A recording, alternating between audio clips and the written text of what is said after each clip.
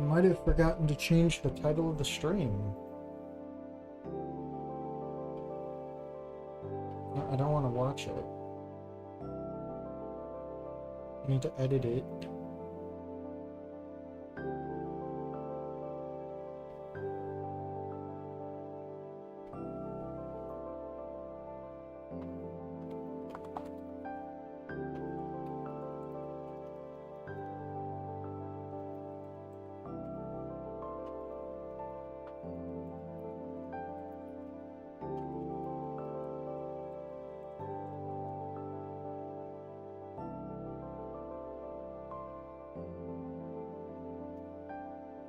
Yeah, there we are. Get rid of that. Oh, chat. Hold on. No one's chatting.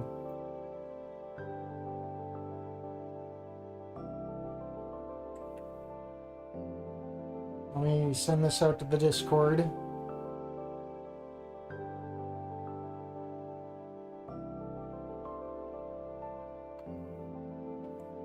That's not it.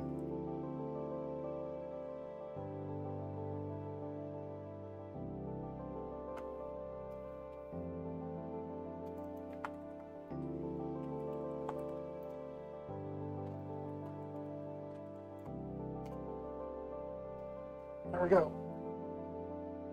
Hey, Mandy. BB Fizzingle. Hello. Hey, Hoshin. Hey, John Gonzalez. Had to crunch to finish this. Like, is it finished, or... Because I heard art assets were still needed. You didn't need to, like, crunch, man. Not for me. You could have taken another week, and I could have streamed, Bad Apple.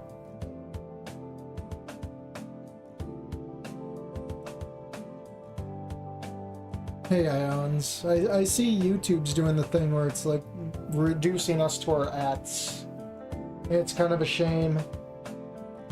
YouTube's been like really changing things up lately for, well, certainly for the worst. None of these changes have been good. They will never be good. Not until you get rid of who's in charge of YouTube.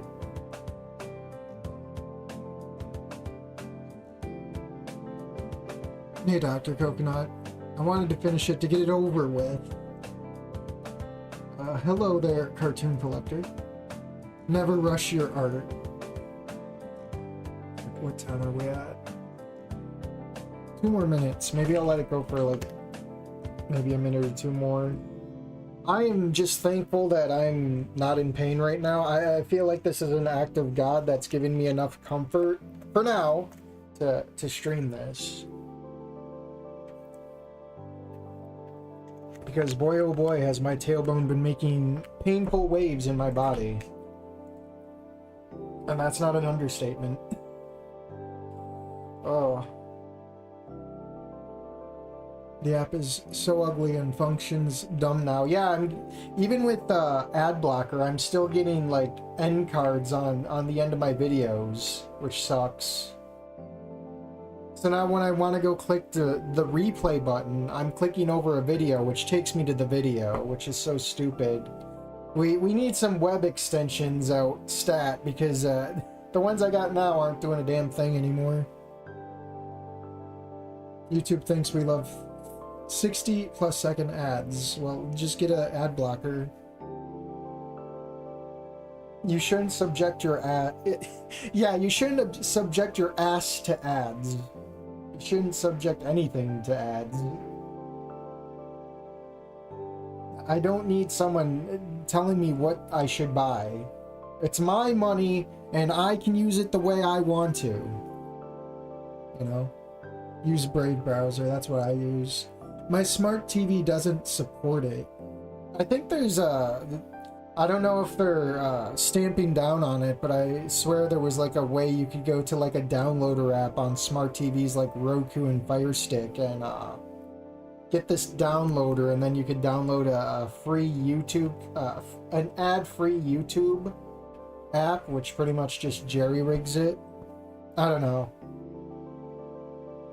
I mean, you could just download I don't know if you can download a browser a web-based browser on those things. You think Brave would be on one of those things? I mean, if you want to like just, well, it might be a little bit clunkier, but in the end, it's gonna save you a lot more time. All right, time for some Inco Mia slop. Let's go, boys. Hey, Dylan.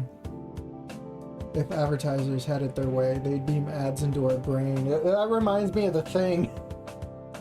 I was recalling it, I think, less than a week ago, where there was this one gimmick that I think, was it Sony that tried to patent or something? Where you had to like stand up from when an ad played during like a movie or a show or a game, you had to stand up from your seat and shout the name of the brand to get the ad to stop playing. And that was like so dystopian, but so fucking funny.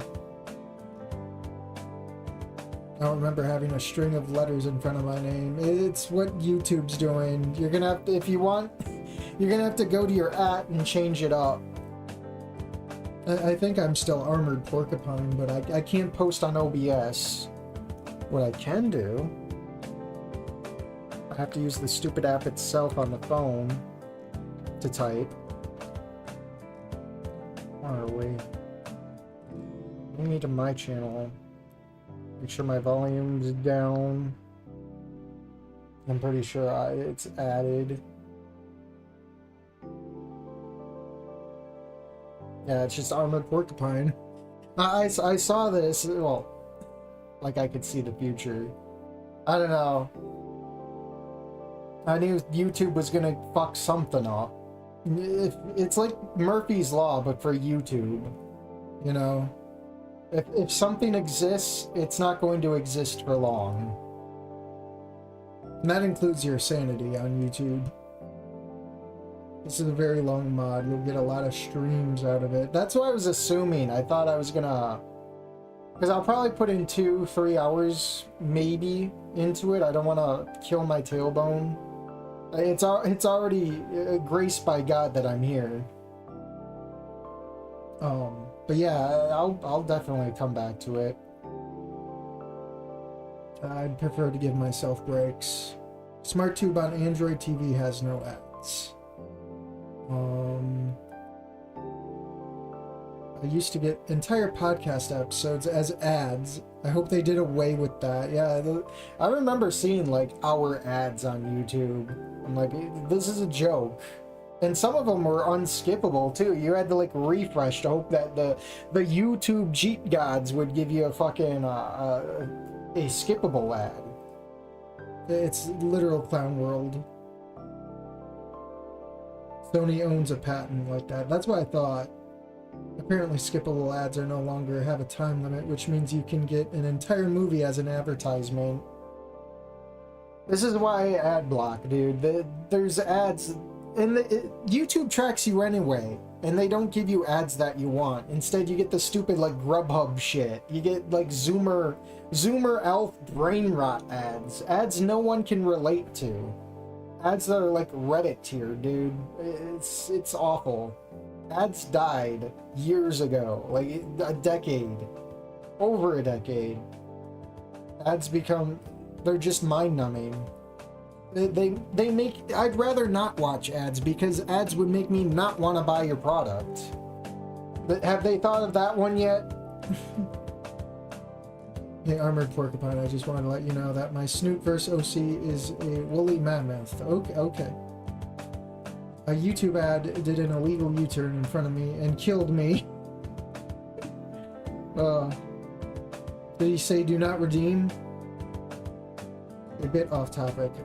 Anyone know where I should go to get proofreaders for Snoot fiction? I'm reluctant to ask. Anyone on Reddit? You probably got better luck on 4chan. I haven't been keeping up on the Snoot threads. I've just been keeping to myself, I guess, and that in the Boru for the shenanigans there. Please, Sar, let me make U-turn, Sar. Best YouTube ad I ever got was YouTube poop of King of the Hill. That's something. Something ads on smart fridges. Something. Is this a? I can't. I can't think of the name right now, that one guy. He's literally in this game, referenced, and I can't think of him because I'm so brain rotted. My time is coming, guys. All this ad talk reminds me of the time someone paid Facebook to show people an advertisement of a poorly photoshopped dog. Lit. Oh, my OC's personality is a cross between Manny from Ice Age and Angry Grandpa. Alright. Maybe I'll just focus on writing some more for now and draw on the side. It's always an option. Anyways, I've yapped well over. We're 10 minutes in. We're running behind schedule, so we're gonna wing it. So I did at least boot the mod to make sure it worked. But I didn't click any further. Alright. Movie Night with Mia, version 1.0, so it's the full version. Authors Mr. Dude and Sabik Farah. Host E2 Inca watches movies with Mia and then blows up a skyscraper like John McClane. So I was reading this earlier, post ending 2. So is this after the broken marriage, or is it? Well, then again, you say this is a fork of ending 2 where Inco didn't go crawling back to Olivia after the prom. Those faces, yeah, it's the thumbnail. Let's go, paisanos. After the formal, yeah. Alright, we're jumping in. So, I booted to this and then I closed out, so I'm pretty sure something might happen if I click.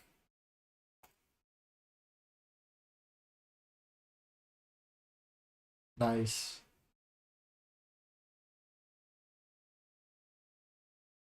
For as long as I could remember, I wanted to feel like somebody important. And when I at last had a taste of what it felt like, it was gone. Oh. Opus number 1. Oh no. I'm on the phone, guys. I'm waiting for the hospital to take my call. Or is this from the game, or is this one of my playlists going off?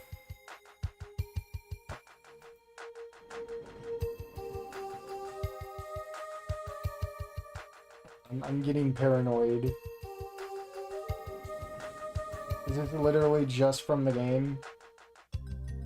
I'm turning my Brave browser down, just in case.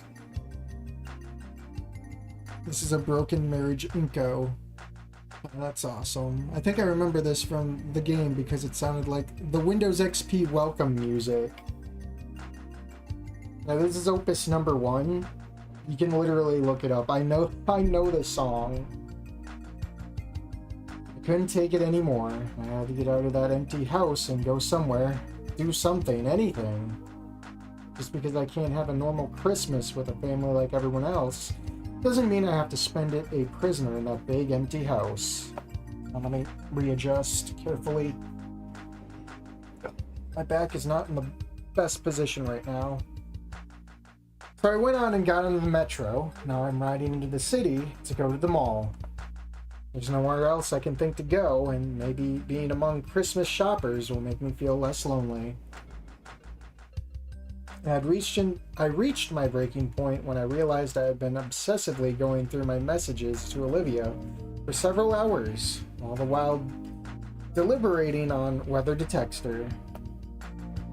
I had come so tantalizingly close to doing just that, but was stopped by a little voice that surprised me.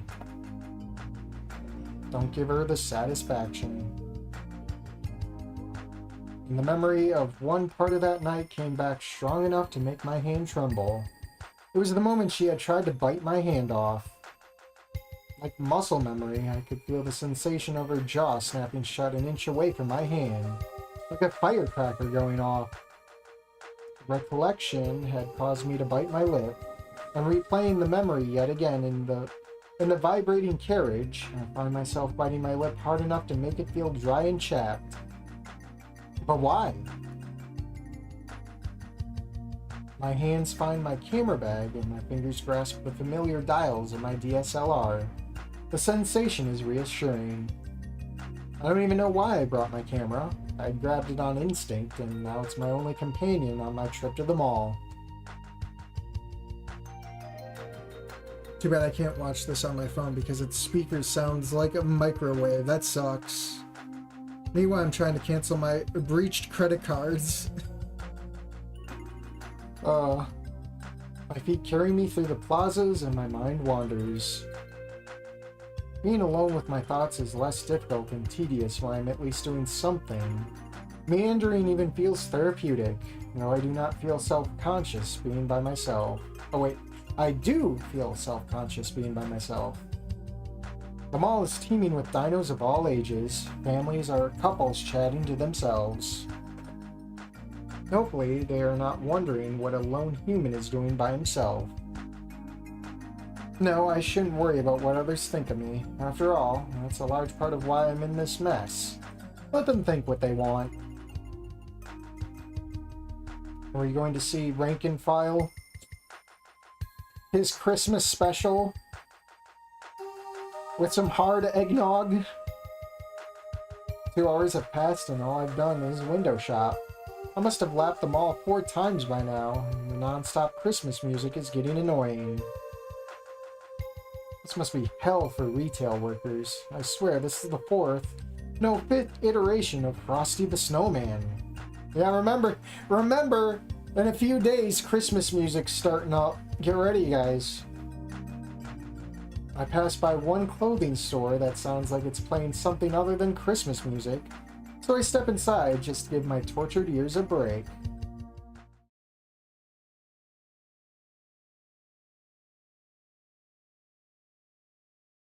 What is Windows called in Snoot versus? Doors 11?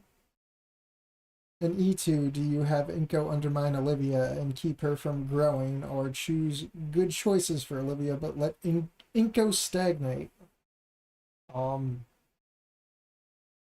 Yeah, ending 2 is Olivia has the good choices.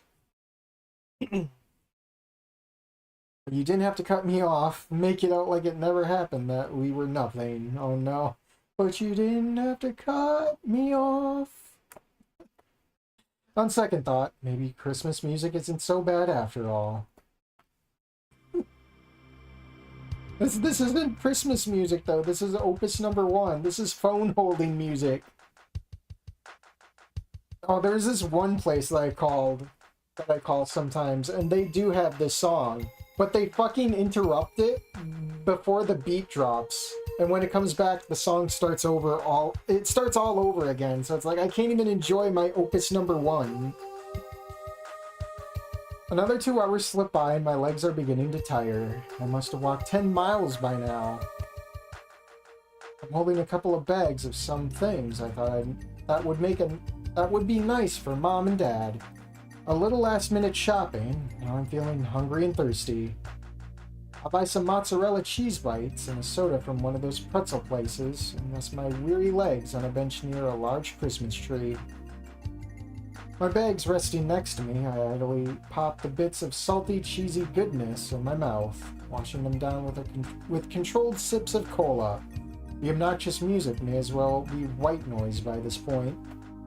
I gaze at the Christmas tree, a large artificial thing standing some 40 feet tall in the epicenter of the mall, fake presents adorning its felt base. May as well be my life. Still, fake or not, it's a gorgeous sight. The DSLR is in my hands now. I had pulled it out without even thinking about it. Now I'm adjusting it to capture the perfect shot, using all I've learned in the past few months. I make sure everything's down to the smallest detail where it needs to be. I'm taking screenshots, guys. I look down to admire my handiwork, and the shot of the tree and the mall goers look like something to be framed, or at least put on the front of a catalog. It isn't long before invasive thoughts of the winter formal return. The shock of seeing and hearing the audience turn on Olivia, the helplessness and secondhand embarrassment of seeing her humiliated, the fight we had afterwards, the horrible realization she had tried to bite my hand off, and finally her howl of despair. I could still hear it clearly. I know I'll remember it for the rest of my life. A swarm of very young children emerged from one of the shop lined thoroughfares and scamper over to the tree with squeals of excitement. Well, here comes the stuttering, guys. They're being led by a group of women, one of whom, a tarot, doesn't look much older than I. Yes, they're daycare workers taking the temporary Forsaken Tykes on a trip. They begin playing with the presents as though they were indeed treasures inside. The daycare workers have to tell them they're not real, and then they shepherd them into the line for raptor claws. Raptor claws, oh no. I find myself smiling a little at their antics. Guess if I can't be happy for myself, at least I can be happy for them. I wonder how Vinny and Damien are doing. The distraction is short-lived. I realize I'm dying to talk to someone, anyone. Olivia probably doesn't want to talk. The voice crack. I apologize. Olivia probably doesn't want to talk to me, and I don't want to deal with even more potential heartbreak. And Damien's enjoying his Christmas break at home with Olivia. That just leaves one person. Liz. Oh yeah, Liz. Hey, how's your Christmas break? Does Inko have a new picture here? Oh wait, no, he doesn't. It's the same one. I'm just blind. Remember, I'm 10 feet away from my monitor. A missed opportunity for Santa Claus. Well, aren't you a part of the team, Sabic? Well, apparently certain animals. Ferris is a whale, ain't he? Nightmare Before Christmas had Sandy Claus. E3 Fang spotted. Maybe. Hi, Inko. It's going well. Just spending time with my family. Uncle Ferris is even here with us. That's good. I'm hoping I'm not bothering you right now. Oh, not at all. Why? Is something the matter? My parents are away on a business trip, so no one's at home. Oh darn, and during Christmas break of all times. Yep, just feeling kind of lonely, and I need someone to talk to. Sorry to be a downer. No, not at all. You know, that was really nice of you to get up. That was really nice of you to get us all a limo for the formal. I kind of want to pay you back, so why don't we go in a nice restaurant and just hang out? My treat. Is this movie night with Mia or movie night with Liz? Oh, you mean like before with that revolving restaurant? Actually, there's another place I've been wanting to try called Dynamo's. Oh no, we're downgrading, guys. I think I've heard of that place, though I can't remember where. Let's plan on going there tomorrow. I'm sorry, but I'm busy at the moment. No problem. I'm looking forward to it already. Okay, I'll text you later with the address and time. Thanks. Bye. Bye. Dynamo's is an upgrade. Well, I'm just saying because of the price, like premium, like you're probably paying premium to eat food on like, was it 1,000 miles in the air or something? I don't know.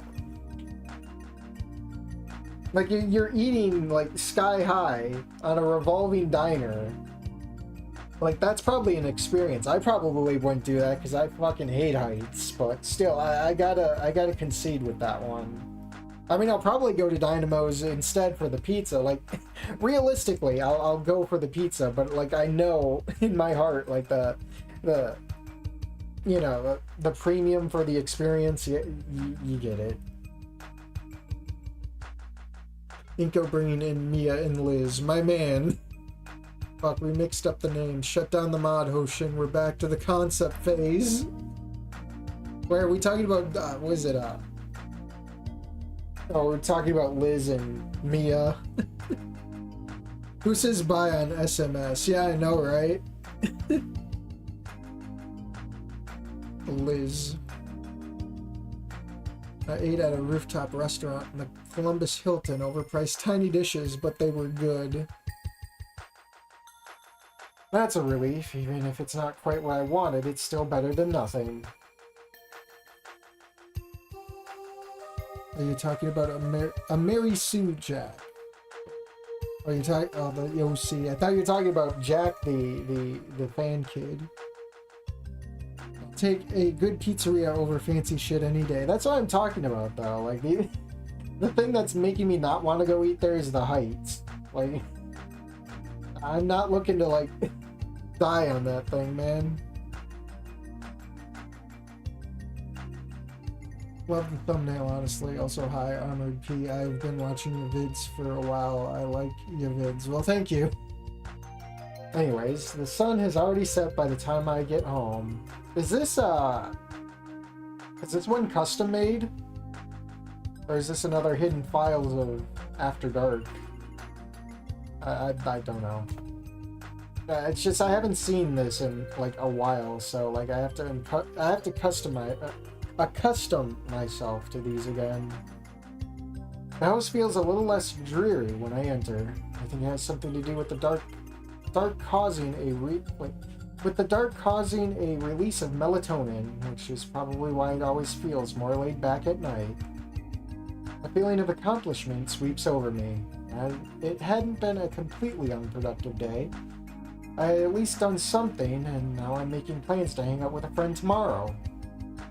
I snag a can of soda from the fridge before plopping on a stool. My elbows resting on the island counter. I text back and forth with Liz while sipping carbonated goodness.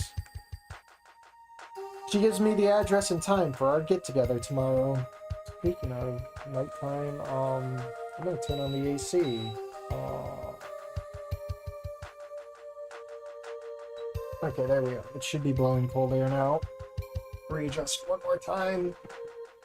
It's not easy being me right now.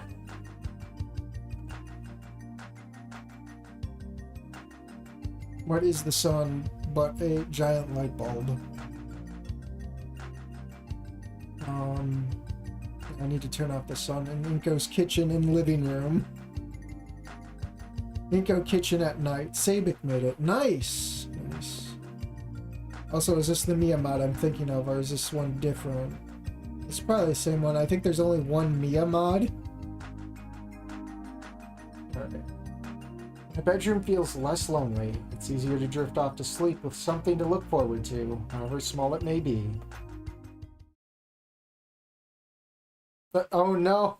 Image Little Trudeau not found. Did I have to... Did this require, what is it, Snoot, the Snoot lib thing? Oh boy. Does this require Snoot lib? Forgot Snoot lib reward. They didn't say you needed it, in my defense.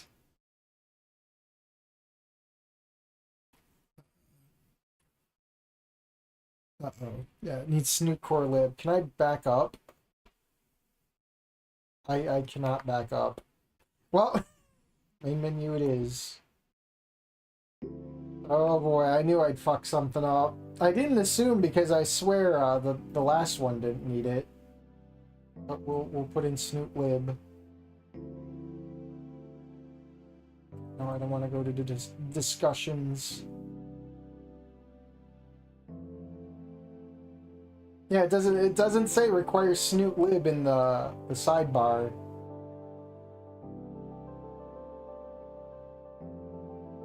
Cisco call waiting music. That's opus number 1. Alright, it doesn't say it needs snoot lib in the description, I think. Wait, I can snoot. Oh, it doesn't say. So I'm in the right. Snoot lib it is.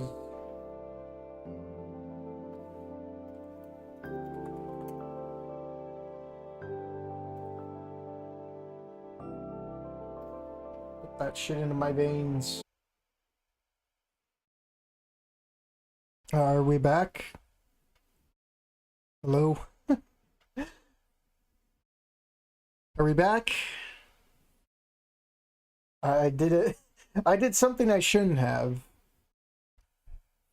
I installed snootlib while still running Wani, and that literally just crashed my computer. It just blacked out when it started blinking, like every 2 seconds or so. I'm like, yeah, this thing ain't coming back online. I'm just gonna hard shut down and try it again.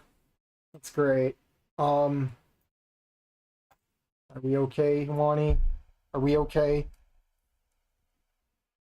Oh, I'm glad that the stream didn't like die where I had to make another stream. That would have sucked. Oh, Murphy's Law's happening. Bad luck. We're gonna have to start from the beginning again because I didn't save, and for good reason, because I can't go back. No more scrolling back for you, Chuddy. All right. Wait, how much are we skipping? Yep. Good. Alright. Back here. We're good. We're good. We got it. At least the stream is intact. Oh wait, I forgot to change. Hold on. I know, I'm everything's crumbling apart. Cut me some slack. Don't worry, you're not missing much. We just got back to where we started. Alright. Oh, what a day. What a night. Alright, I know we skipped, read, history. There should just be a hotkey for history, honestly. But that's not the H key.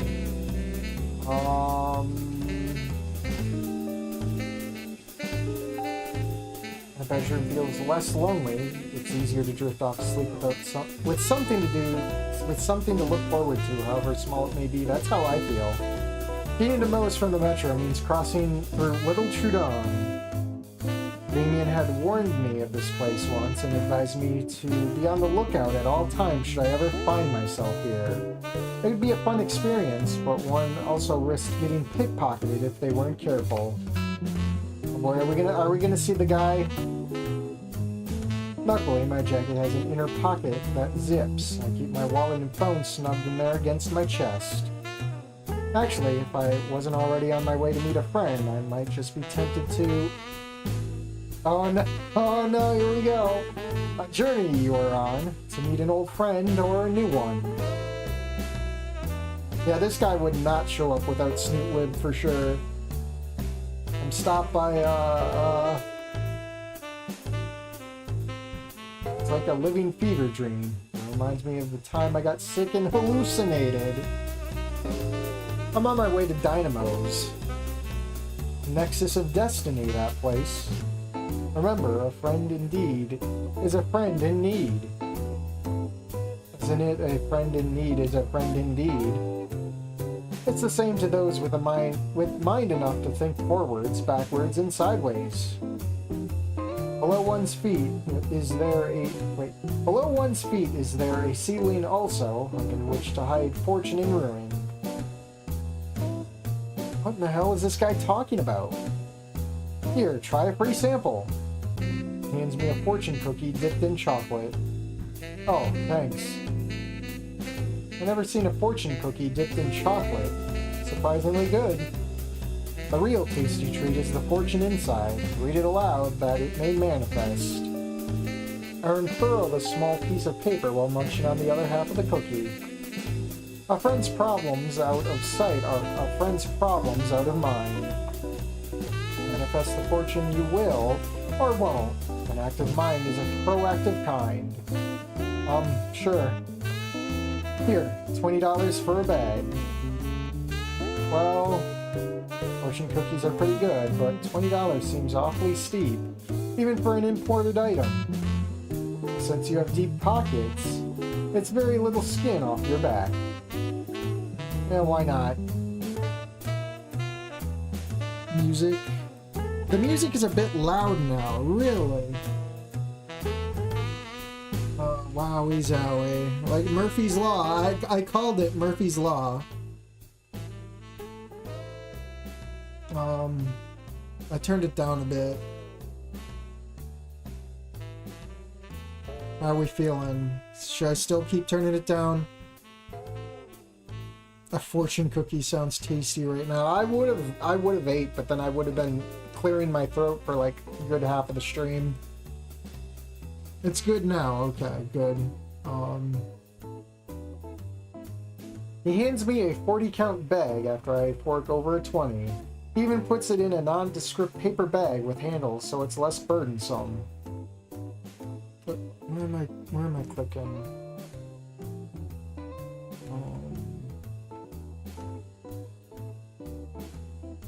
Just checking the stream real quick, make sure I didn't fuck anything up. Alright.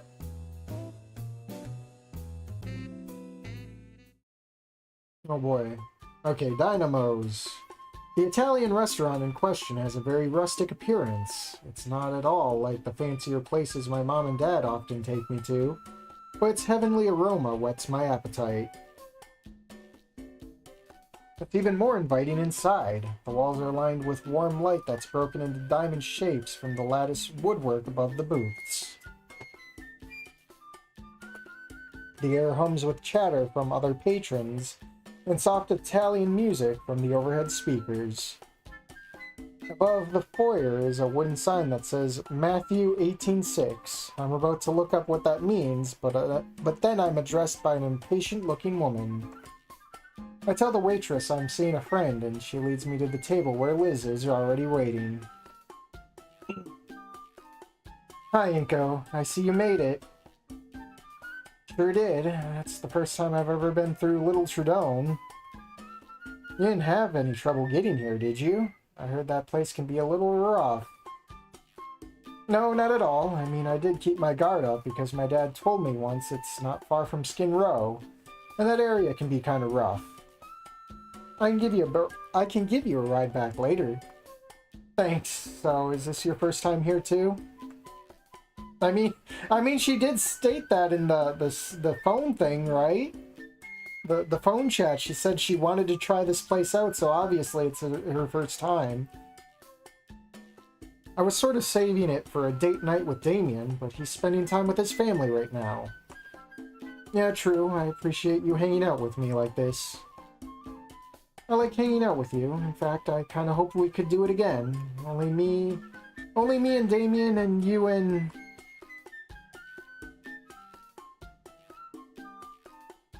Do you want me to talk about it? Maybe later. I don't know if I'm up to talking about it right now. That's fine. After scanning the menu, we both agree on splitting a pizza with mushrooms, artichoke, and spinach. I would have liked to try that meteor pizza with sausage, pepperoni, ham, and anchovies, but what we get is still quite good. My long-necked dino companion loves the pizza, though I still have to avert my eyes from the creepy sight of her meal traveling down her throat. We talk mainly about school and our plans for after we graduate, then conversation segues to our favorite movies. Then there's only one slice of pizza left.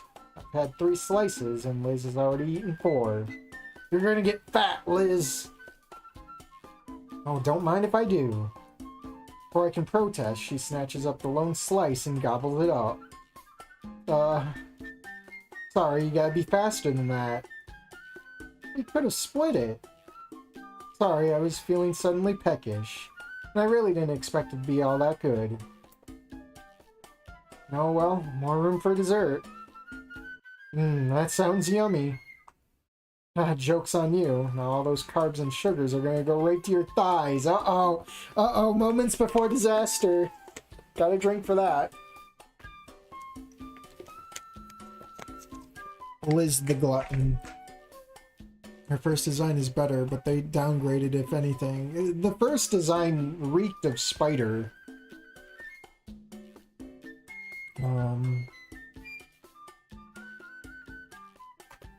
Nice try, but today is my cheat day. We each order a slice of tiramisu, and between the pizza and breadsticks, it's one of the best meals I've had in a long time. It makes me forget about my own problems for a moment. So, have you talked to Damien recently? I haven't. I figured he's busy enjoying Christmas break with his family. I was too, but you still texted me.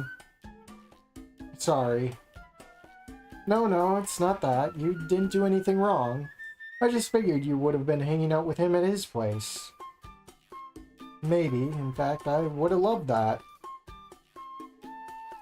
But... Have you spoken to her? No, I've been too afraid. Why? Again, the phantom sensation of a small bomb going off near my hand creeps back. An echo of that awful night. It's enough to make me bite my lip yet again. I've only heard rumors about what happened after she practically made a horse's rear end of herself. The other memory creeps its way back, me yelling at her that she was making me look bad. Liz wasn't exactly wrong in her assertion, but that didn't make it right for me to lash out at her. Right? I followed her outside and practically scolded her for how she acted. Oh dear. She just said that nobody understood her or where she was coming from. But she did make it all about herself. I know people who were just as broken up as she. What she did was a slap in their faces. I know, and I told her she should go back and apologize.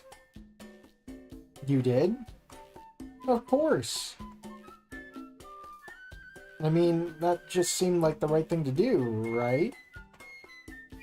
No, not really.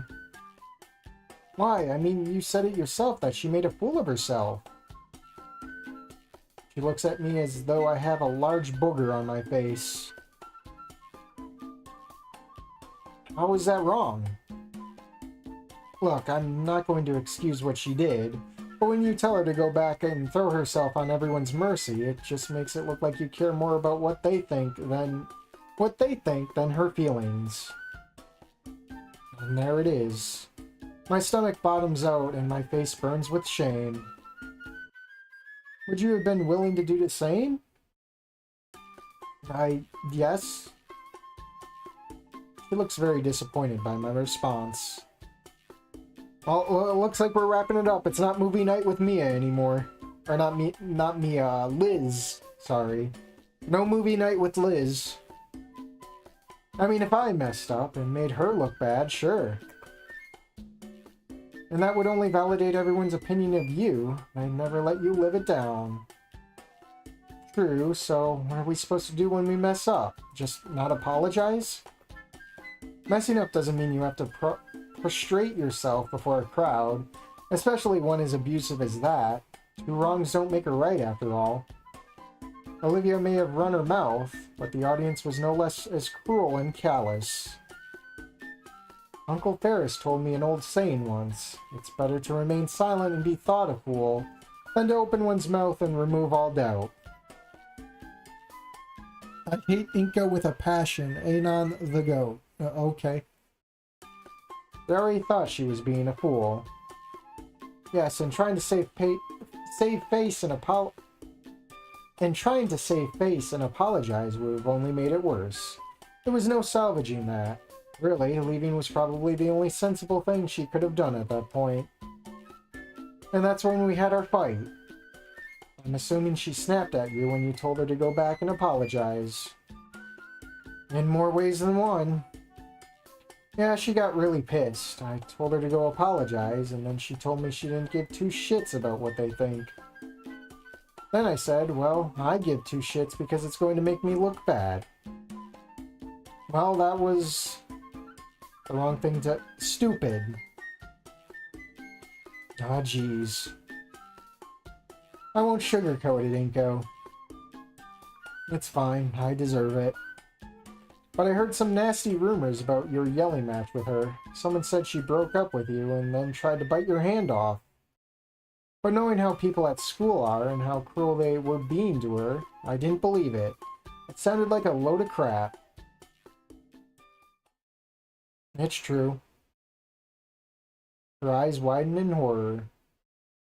She told me it was over between us, and then I reached out to stop her from leaving. I swear, if I hadn't yanked my hand back at the last moment, I'd be in the hospital right now. Oh, goodness. I won't lie, this has been the worst Christmas of my life. I'm awfully sorry to hear that. Listen, even if I think you messed up, I don't think you deserve this. But what if I do? You being a dummy once doesn't mean you deserve to be punished for it. Hopefully, though, Olivia just needed some time to cool off. Why don't you talk to her? Because... Are you afraid she won't want you? Wait. Are you afraid she won't want to talk to you? I am, or maybe I'm afraid of looking weak and, I don't know, prostrating myself like you said. I mean, she tried to hurt me. True, and that was wrong. And I've just been thinking, why bother? Why give her the satisfaction? So you've been dwelling in bitterness since then? Yeah, I've never been this down bad. I hate to see you like this. Am I wrong to feel this way? She looks at the ceiling and chews her lip a moment before answering. Well, I think you're right to be keeping your distance for her for now, because it's probably the best for both of you. I'd hate to think that you're doing it for the wrong reasons, like you're trying to win an invisible war of attrition. But we were kind of doing that in the last mod. Though I won't lie, I wouldn't put it past Olivia to take satisfaction in waiting for you to come to her first, just so she can shoot you down and tell you to F off or whatever. I guess that's what I've been afraid of.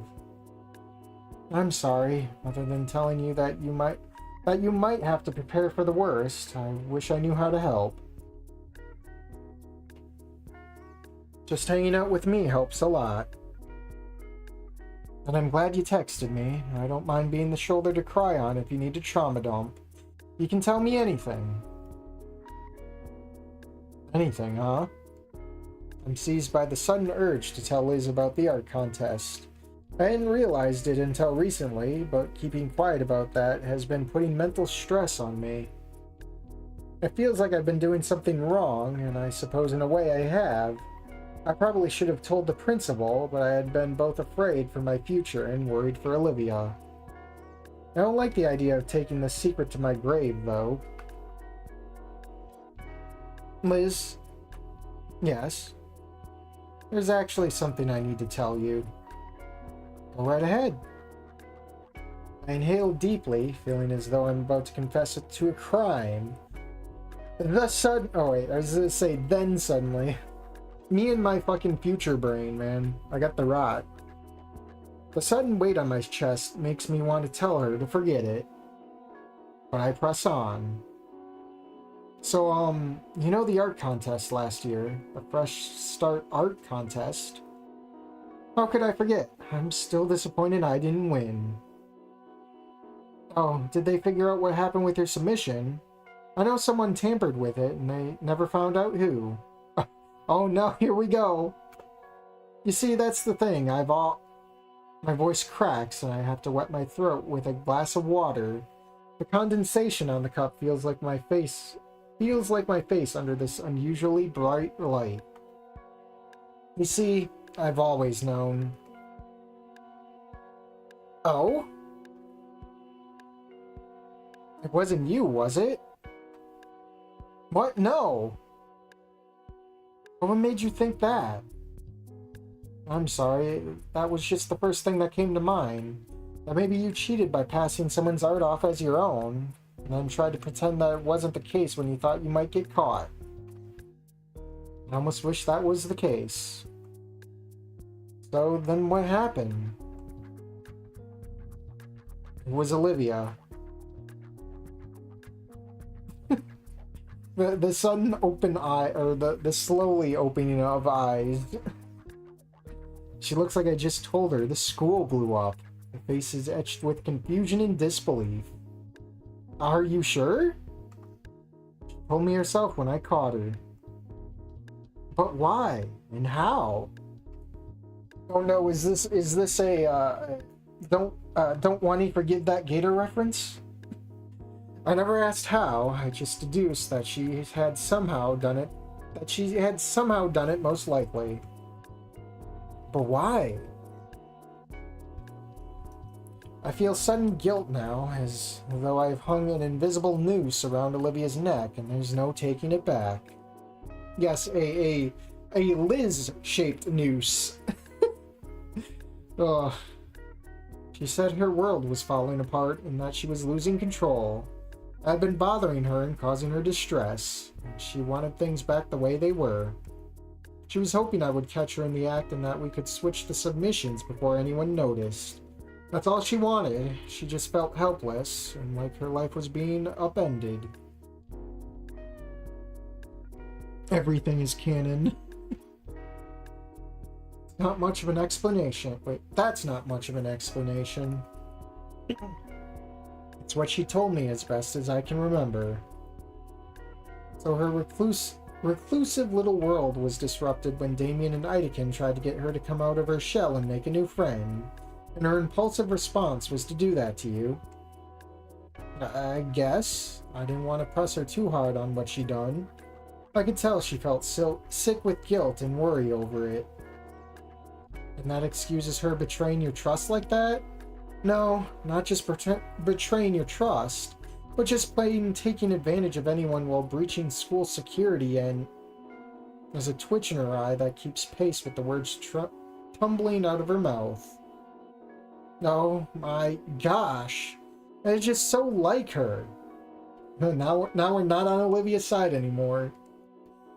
She's ripping her paper napkin into bits, not into Brits. That'd be some magic tomfoolery right there. Inko, why didn't you go to the principal? I was afraid. The absolute last thing I wanted to be accused of was to be accused of fraud. Even if I explained what happened, there's always the chance I'd look complicit because I took so long to come forward.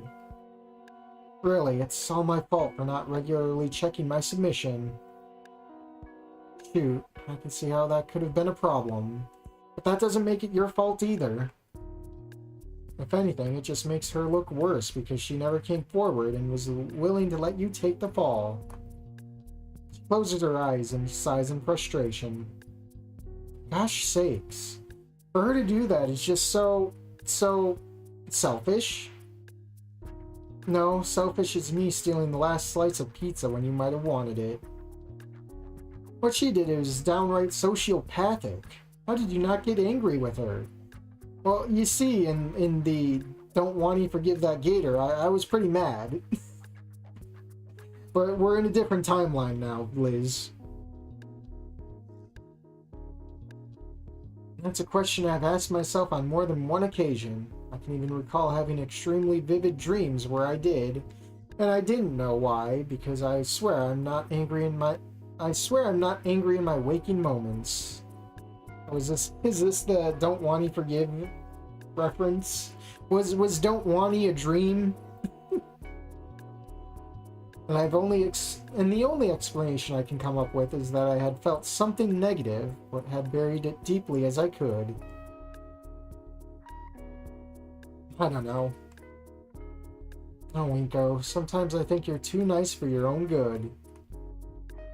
I always thought you were the nicest person I knew, with Damien as a close second. That's sweet of you to say, But sometimes you don't know how exhausting being nice can get when everyone else is always... She trails off. Damien and I went out of our way to be nice to you and make you feel welcome. And then she had to go and do that. She said she was sorry. I'm sure she was, but she only did that in the first place because all she ever does is feel sorry for herself. But she hasn't changed at all since then. She acts like she's the only one with problems, and it's infuriating. Damien and his family have to put up with her, and then she has to act like she was the only student that mattered to Aidekin. All she does is waste other people's kindness. She even wasted yours. Honestly, I don't blame you if you feel bitter. I wouldn't blame you if you never wanted to talk to her again. I'm gonna turn down the AC. It's a little too cold. Liz is the only character to call out Olivia's bullshit in the base game, and that's why she's my favorite. So when are we gonna get movie night with Liz? I mean, not even Wani Gemu could even come out with the Liz route yet. It was supposed to be, what was it, second, third quarter of this year, and nothing came out about it.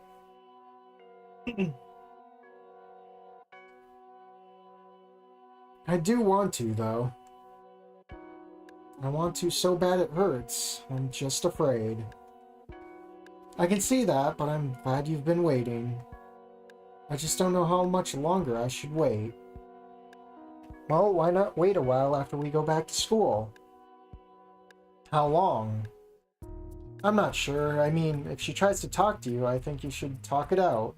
That's only fair, but maybe she still needs more time to herself and doesn't want to be bothered. Just wait a while. Let her know you can live without her.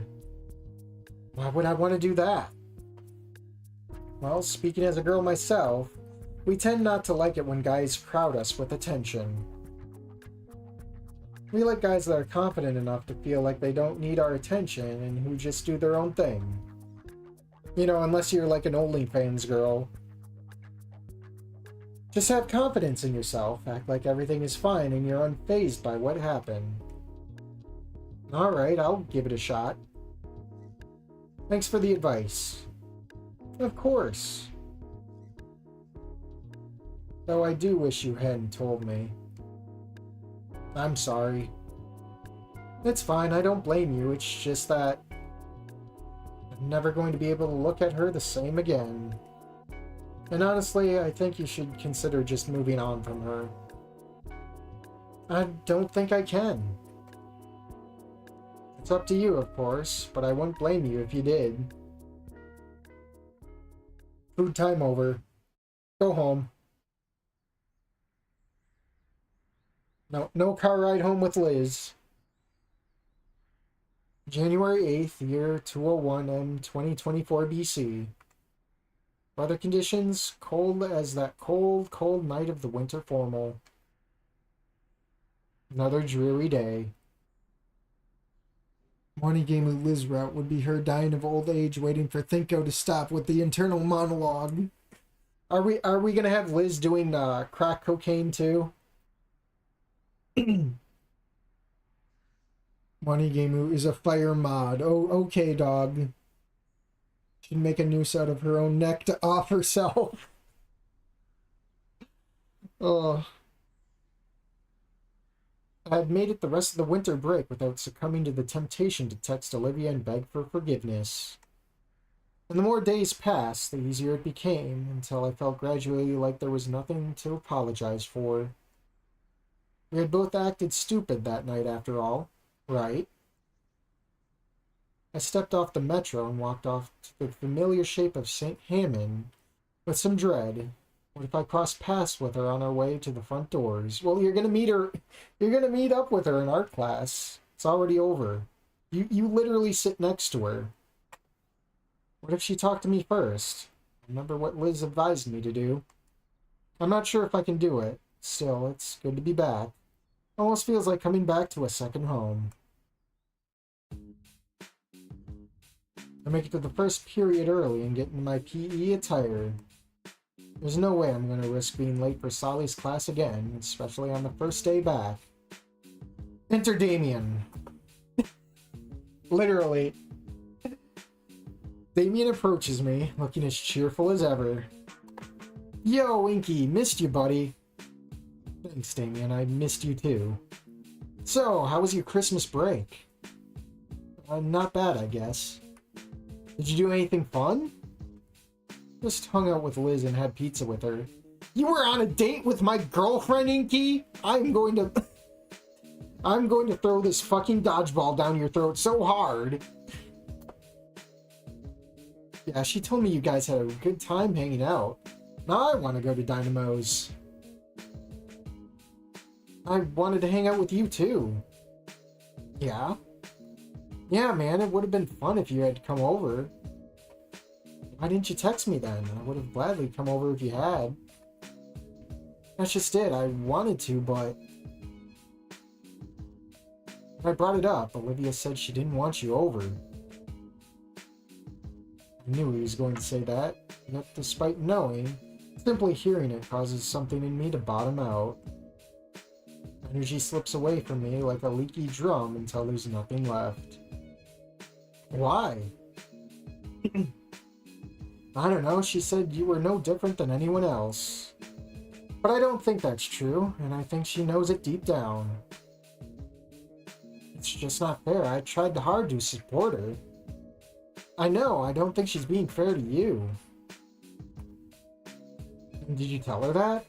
I just said to her, Inky's a good guy, you know that. And she just grunted and ignored me. I feel sick hearing this. It feels almost as bad as that night. So why didn't you try texting me or her? I thought about it and I almost did. I was just afraid. You don't need to be afraid of me, amigo. I know, but I just couldn't work up the nerve, and I thought maybe it might just be better to just, I don't know, go radio silent for a while. I got you. Maybe she's cooled off enough by now. Just talk to her next period, and then we'll do lunch and things will be back to normal. Something tells me that nothing will be normal again. Even if things cooled between she and I, and we returned to the status quo, there would always be that between us. It feels like an invisible war, like Liz said, and she's just waiting for me to surrender. Oh no, it's reverse don't wanny forgive. I can't do that. What? Why? I'm not sure. I just don't know if I'm ready yet. I got hurt too that night. She's not the only one who had a terrible experience after that. I'm sorry it didn't work out, and I think I understand how you feel. I just hope that this isn't the end. You guys are great together, and I'm afraid that if you lose each other, she's just gonna go back to how she was before. I'm sorry, but it's just something I have to do. Liz and I talked about it, and she suggested I should take a break. Do you even want to, though? I'm not sure what I want. I'm just scared and frustrated. Why? I think about spilling my guts again like I had with Liz. What would Damien think if he knew Olivia had done that? He introduced me to her after all. He'd been so eager for us to make friends. Would he be disappointed or angry? He never struck me as the angry type, but then Olivia never struck me as the type to do what she did at the formal, so who knew? Okay, who's pinging me? Doesn't matter. It feels like I'm at an impasse, and as much as I'd like to talk with her again for things to return how they were, another part of me feels suffocated by the prospect. And the very real chance it will never be like that again. Now let me don my beanie. It's complicated. Okay, I won't pester you about it. You take your time and figure it out for yourself. I'll accept whatever comes.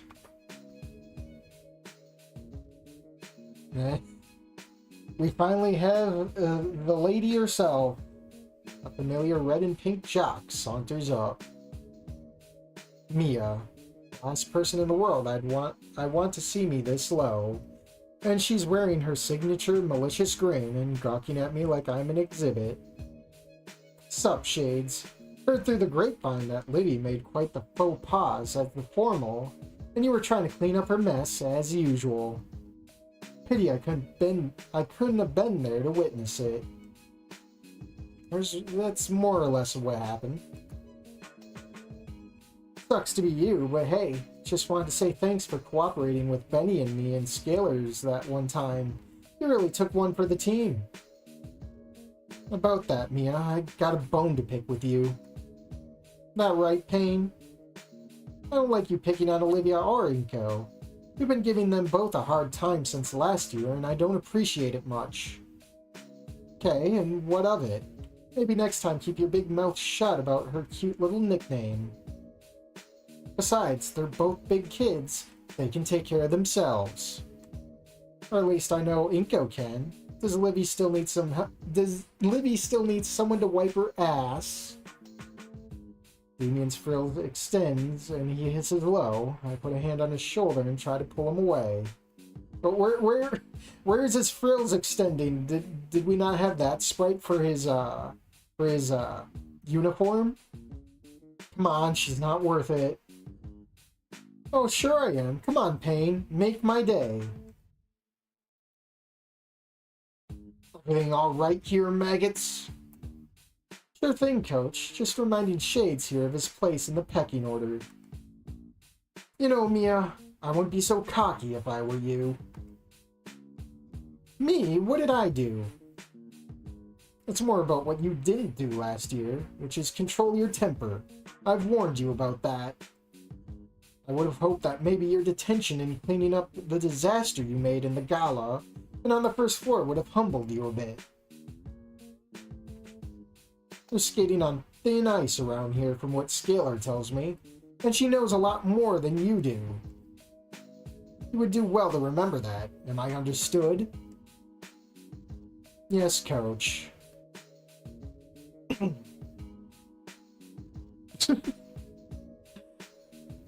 Hey, what you mean about you cooperating and taking one for the team? Sorry, but that's between us. As far as anyone else knows, Mia's just hassling Olivia and I got involved. Yeah, I get that, but it just seems like there's more to it. I'd rather not talk about it. Students line up and Solly marches towards us in his usual dour expression. Budget cuts, no sprite for that. Rip. It's on a need-to-know basis. Enjoy your breaks, cupcakes. Yes, Coach. You better not have gone too soft on me, because I will not let up on you. Nor expect anything less than what you gave before the start of the break. If anything, I expect more from now on. You're all on home stretch to graduation. Life is coming at you fast. And if you don't grab that bull by the horns, it will stomp your guts. It will stomp your guts out without any mercy. I already feel like my guts have been mercilessly stomped out. But that doesn't stop our drill sergeant of a coach from putting us through the ringer with an intense warm-up exercise that includes 100 jumping jacks and 20 burpees. I already feel done for the day after the warm-up, but I already know what's coming next. It's time to die on the inside. Now it's the game you all know and love. The game that separates the wheat from the chaff. Dodgeball. And remember the first rule. Gang up on the weakest one. Gymnasium becomes a flurry of red projectiles. But they're all low. It's all low balls. All my dinosaur peers are lobbing them with pent-up aggression that was dying to vent itself, which reminds me I should probably save. Goodbye, dinos next door. I merely do the bare minimum in moving around, still feeling the life drained from me. And my lapse of concentration, an errant ball whizzes past Damien, the intended target, and grazes me. Ordinarily, I would have seen it coming and acted accordingly. Gratefully, I step onto the sidelines, hoping not to return. Don't worry, Inky, I'll get you back in. Damien sees the ball launch towards him. Get back in there, Shades, and actually try this time. Reluctantly, I trudge back into the battlefield. A minute later, another ball hits me, but only because I didn't even try and dodge it.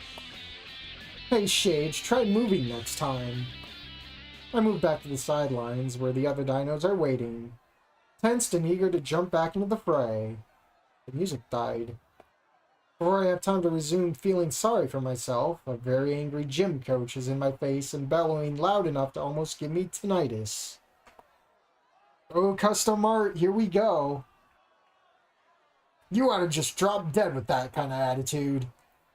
And leave more oxygen for the rest of us. Now what is your major malfunction? I just can't.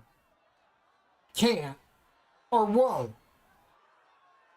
No more excuses. Either get your head in the game, or I'll start chucking dodgeballs at you. Do I make myself clear? Yes. That's right, Shades. Get angry if you have to. Get angry at me. Get angry at the world. Just get angry at something and stop screwing around. You want me to get angry? I want you madder than a bull that's had its testicles squeezed. Now get in there and let someone have it. Fine. Just beat up Damien. Die, Damien. I'm mad at you. Rage and frustration bubbling in my veins, I run back into the melee and pluck a ball from Damien's hands. Hey! Paying no mind to the surprised look on his face, I hurl it with renewed vigor. It hits a raptor in the chest with enough force to knock him back. Satisfaction rises in me at seeing my victim collapse. Floodgate is opened, and rage such as I've never felt is coursing through me. It's as though it's me against the whole world, but something is pushing my body to its limits in a mad attempt to fight for my life. There's only me and my targets. I pick off one by one. Everything else becomes hazy. Oh no. Oh no. Mia enters my field of vision. For once, she's looking at me in shock. Oh no, you've heard about skinny statistics, didn't you? Watch out, he's skinnying out. I don't even see her. No. Oh no. Oh boy. Oh. My arm is a cannon now and it's locked onto its target. Things are coming full circle. Just in the opposite way. Damn you!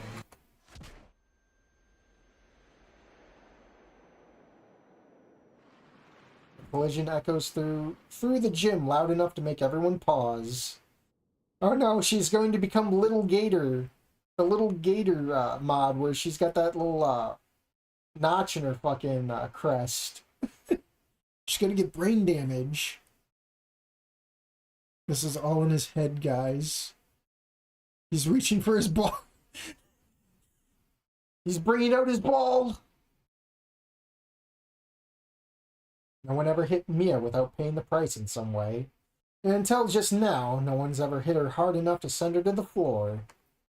The dread realization hits me, and all my previous anger evaporates. She's dead.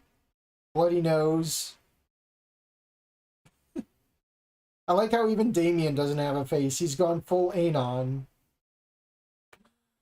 Mia lies sprawled on her side, eyes closed, a minor trickle of blood from her snout. I'm torn between fear for my well-being when she comes to, and immense shame for what I have done.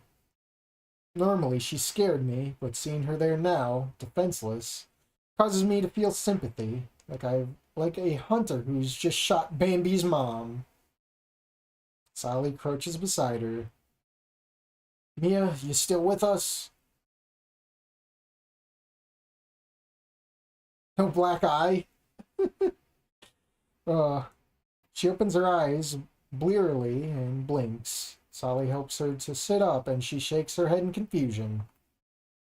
Lines creases her face. Confusion is replaced with realization and rage. She scans the environs until she locks eyes with me. There's hatred in her face. I swallow involuntarily. She bolts to her feet, but Sally restrains her. Whoa, calm down, Mia. Let me go, I'll fucking end him. Little skinny prick. Mia! His bellow is loud enough that I worry she'll have a hearing loss. Her rage is replaced with shock. A stronger adversary is restraining her, and he means business. Turning her around, Sally levels his gaze with her. It's just a game, Mia! What did I tell you about controlling your temper? From confusion to rage to shock, now Mia's eyes well with tears. I've never seen her like that. Feeling of shame intensifies. Take a deep breath and get your butt to the nurses pronto. And breathe. I'm not going to see you fail to control your anger again, understood? She nods, gulping back tears. All eyes are on her. Mia walks to the entrance and leaves. The sound of the door echoes off the walls. I'll turn the air off for now. My toes are like freezing. Sally walks up to me. I half expect him to give me some kind of rebuke. Good work, Shades. You didn't give up and you played your heart out. Is she gonna be okay? Not that she can't walk off. If she can dish it out, then she should be able to take it. Just keep that pep up for the remainder of the year. I won't tolerate quitters here.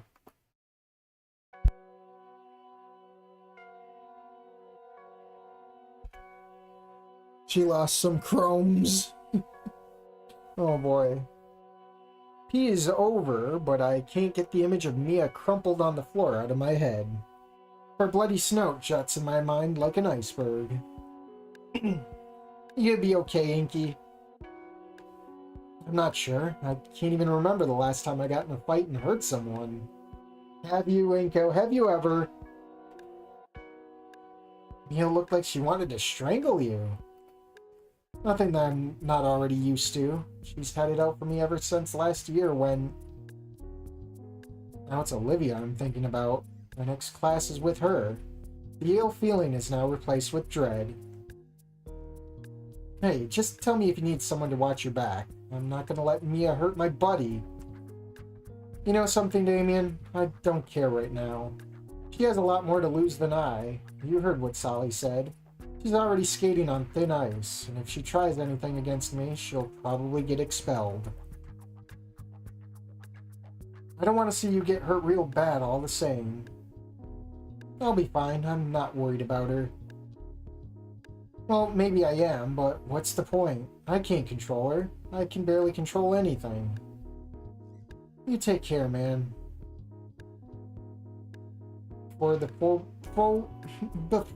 foreboding door, that's a tongue twister. So what had once become my favorite class with Ideken, two if you counted photography, I pause, unable to enter. Approaching footsteps signal the arrival of other students. I open the door before I can hold them up. Oh boy, she's already there in her usual spot next to mine. Ideken, can I sit somewhere else? I'll even sit on the floor, Ideken. I don't care. I take my seat without a word. Class begins and our new teacher gives us the... Oh yeah, it's not Ideken anymore. Whoops. Is it, Wait, what mod was it that made the fan... The wife be the teacher? I don't think it was a Hoshin mod. Class begins and our new teacher gives us the assignment. It's passed and Olivia says nothing. Or wait, wouldn't this be for the other teacher, what's her face? The anime watching teacher for, what was it, wasn't it for Anon? I forget her name. Christy Tolbert. Yeah, her. The other one. Bro, pack her out and go. Alright, minutes pass and Olivia says nothing. The awkwardness gradually subsides, like getting accustomed to heat from sitting next to a radiator. If she really doesn't want to talk to me, then that's her choice. Though I can't say it's a choice I like, for now I just have to accept it. And maybe, just maybe, after some time has passed, she'll want to talk to me. It's just going to take some time. But what if she never wants to talk to me again? Why won't you talk to me? The door to class opens. Is it going to be Tolbert? Oh no, it's Solly. Never mind. Excuse me, may I borrow Mr. Nito. Surprised at the coach's sudden appearance, I rise from my seat. You see, Inko, Mia requested a formal apology. I can feel Olivia's gaze on me as I cross the room. Oh, yeah. Apologize to her, Inko. You hurt her fifis. Outside class, I'm yet again surprised to see Mia standing next to Sally. She's gazing at me with an expression that's hard to read, though it just looks like her usual "don't fuck with me" expression. I thought I'd help smooth things over between you two. Oh, our first choice! Epic. Apologize to Mia. Wait for Sally. Well, we're no simp. We're not simping for her yet. First off, you did nothing wrong. You did nothing to her I don't already see her do to countless others, including you. I told you to get angry when I saw you were letting something outside of class bother you, and you did. I guess I kind of feel responsible, especially since I told Mia she has an anger problem she needs to control. I talked to Mia just before taking her over to see you, and you know what I told her? What? I told her she had it coming. Her expression remains unchanged, though I can see fire burning in her eyes. She beamed you pretty good on your first day here. What you gave her now is something she had coming for a while, since most people are too afraid to go that hard on her. Except me, of course. So I told her if she can't take it, then she has no business giving it. That's a lesson she has yet to learn. Same as recognizing that no matter what, there's always someone bigger and stronger. And I reminded her yet again that she needs to control her temper if she wants to graduate this year, and apprentice to become a mechanic like I know she wants. And you, Shades, need to get over whatever's bothering you. One little event's not the end of the world just because it didn't go how you wanted it to. This is gonna kill my voice. This is not a request, Mia. This is an order. You're not to mess with Shades or anybody else outside of PE. If you don't control your anger will control you. Am I understood? Yes, Coach. And Shades, when you're in my class, you leave your problems at the door. The same applies to you. If you don't control your emotions, they'll just control you. Is that going to be the theme of this mod? Though, if you have to feel anything other than cold stoicism, I'd rather you feel anger. Am I understood? Yes, Coach. Excellent. I'm going to hold you both to that. Now shake the both of you and leave as equals. I step forward and extend my hand. Mia does the same. Her expression remains the same, but her grip is strong, like she's trying to crush my hand. I saw that one coming. No cracking sound. You should put the cracking sound effect in that one. Not taking my eyes off her, I return what I hope is my strongest grip. Outstanding. Is there anything either of you would like to say? Good game, Mia. Yeah, good game. I'll give you this, Shades. I didn't think you had it in you. I'm kinda impressed. Sally claps her on the back. You can thank me for that. Now both of you get back to class. This is the first day of the rest of your senior year. The gym coach leaves. Mia stays behind, still looking at me. What do you want, Mia? Okay, never mind. She leaves after a small eternity. I realize I had been holding my breath. Lunch. And I'm hungry. I didn't eat because I didn't want to be clearing my throat, but now I'm hungry.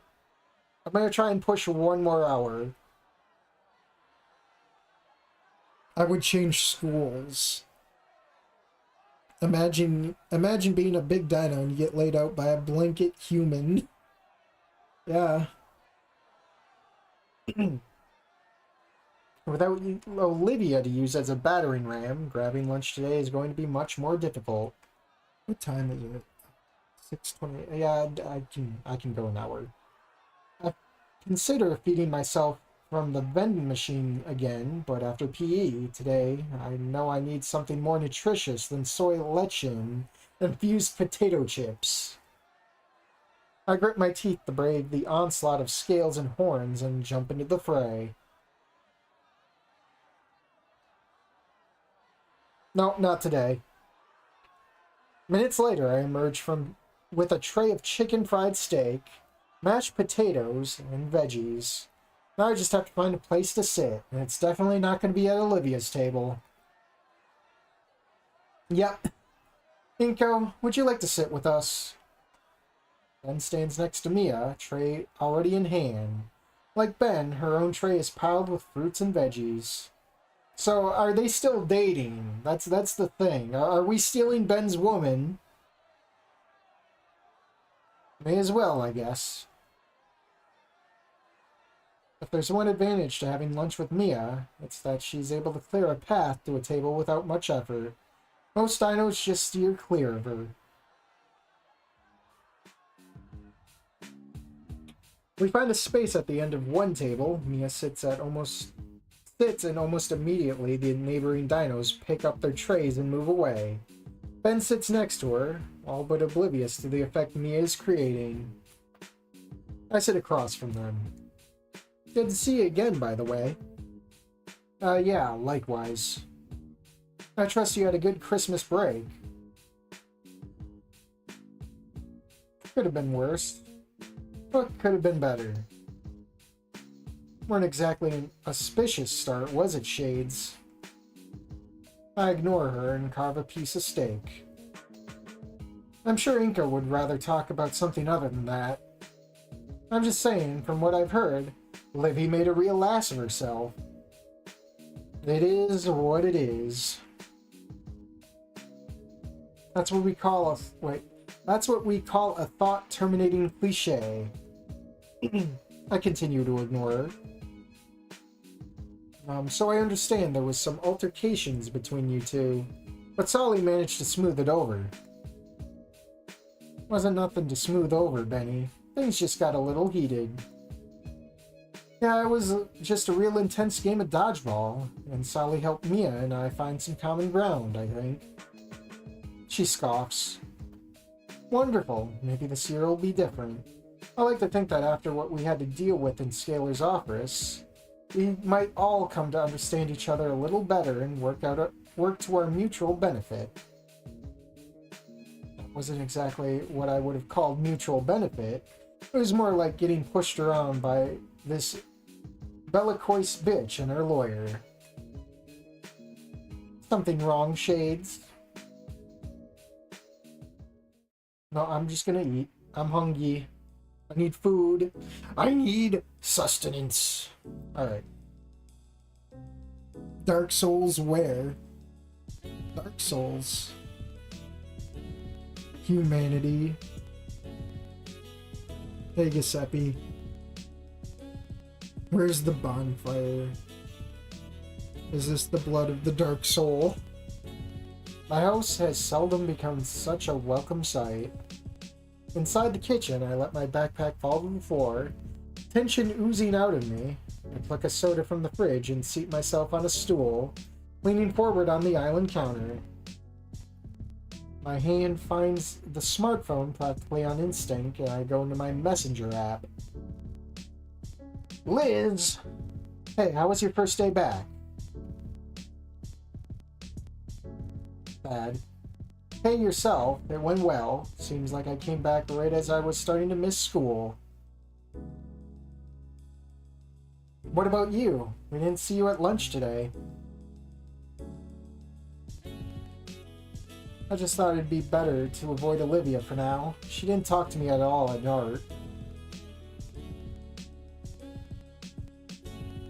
You don't have to talk to her if you don't want to. You're always welcome to sit with me and Damien.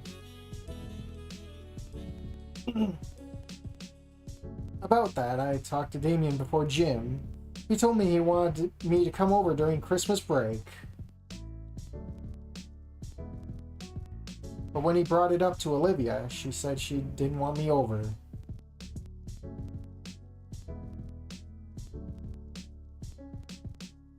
It's not her house to dictate who gets to come over and who doesn't. You could have spent time with Damien and his family and not interacted with her. Nah, Olivia just sees Inko and she's like, ugh, they ruined. I'm going on Lizard Lounge. She could have just done what she always does, which is shut herself in her room. Maybe, but I wouldn't want to make any waves for anyone. It's probably better I didn't come over. Inko, don't let her make you a shut-in too. The Paynes love you like family, you know that.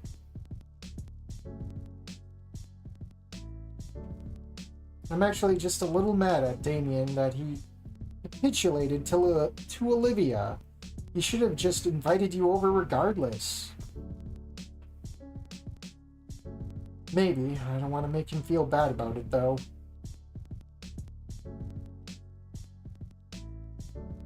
I saw you eating lunch with Ben and Mia, which was surprising. Wait, didn't she just say earlier?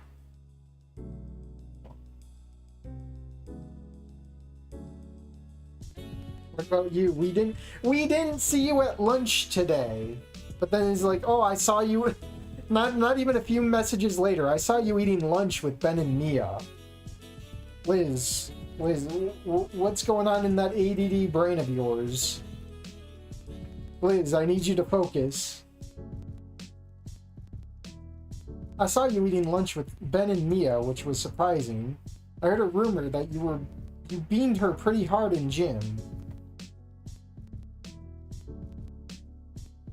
I did. I hit her with a dodgeball hard enough to knock her out. She had to go to the nurse. Bit of a plot hole. Nah, Liz, get out. Pink para for the win. And she didn't try to beat you up. That's surprising. She wanted to, but Solly stopped her. He actually gave her a talking to about her behavior last year.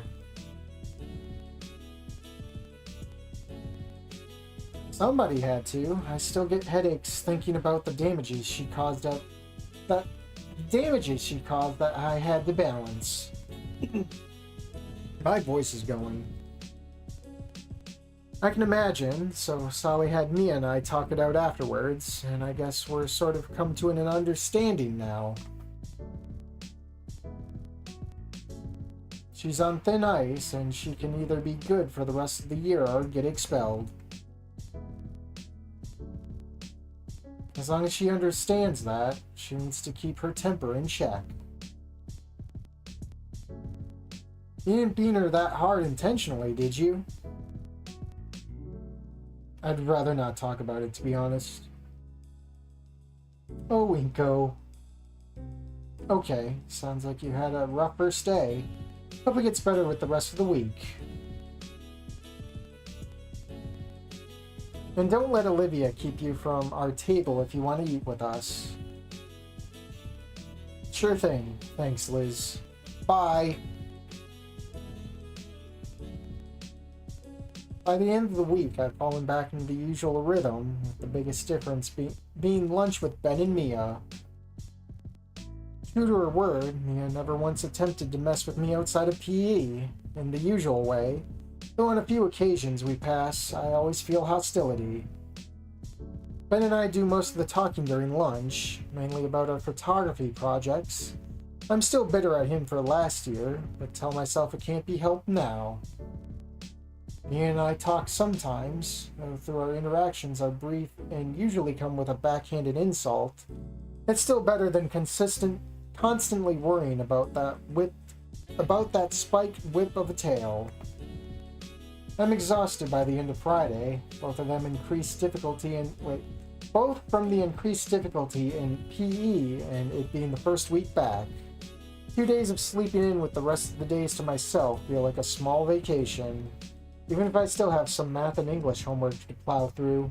I'll turn the air back on. Like this thing, it's too hot or it's too cold. It's never in the Goldilocks sector, man. I can never be chill. On my way past the common area, I run into Damien and Olivia. Oh boy. Let me guess, Damien's gonna look mad. No? Okay. Like she had been all week, she's silent. Without making eye contact, I can tell her gaze is full of sardonic indifference. It's like we're back at square one of last year, but without Idekin to help bridge the gap. 1 week down, huh, Inky? You got that right. I'm beat. You want to eat lunch with us again next week? It'll be like old times. The way he says it is like he's also asking Olivia. There's subtle movement from her out of the corner of my eye. Maybe. I've been getting along with Mia for once. So she hasn't been messing with you? No, Solly really put his foot down on her behavior. About time someone did, right, Olivia? Eh. It's like she's back to her old self. The frustration in his voice is unmistakable. The way he stares off into the distance is unnerving. The image of him gazing past me, upper fangs biting his lower lip, and Olivia receding into the distance is burned into my mind. Olivia's arms pump her wheels as she moves through the crowd without a care, to whomever she may run over as usual, and Damien's own arms are folded in indignation. Here, let me just grab a drink. I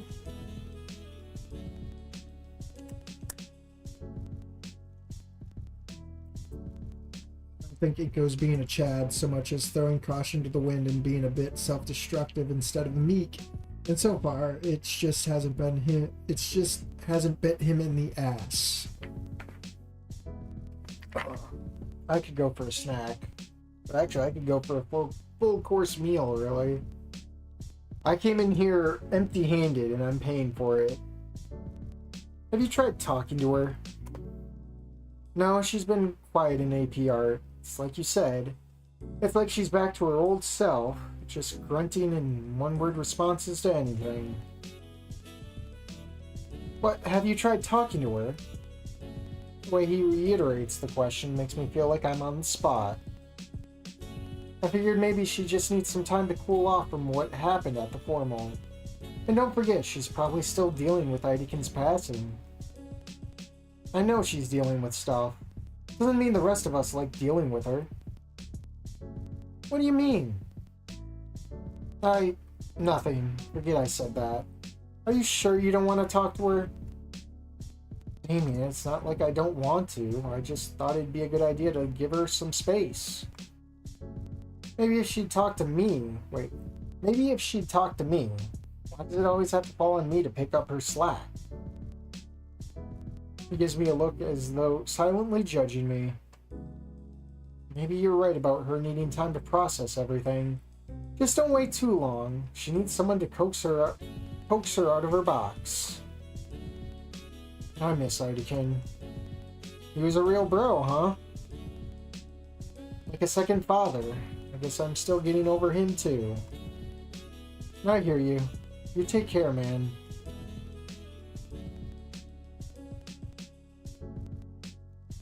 Considering I had looked forward to the weekend, actually having it doesn't give me as much satisfaction as I hoped. Is this the point where Mia enters and we watch movies? Rest and recuperation, sure. But it's not long before I'm experiencing the same cabin fever I had felt during break, and just want to go back to school to interact with anyone, even Ben and Mia. Though even as I want to get back, I also feel mixed dread and anticipation to be in the same classes as Olivia.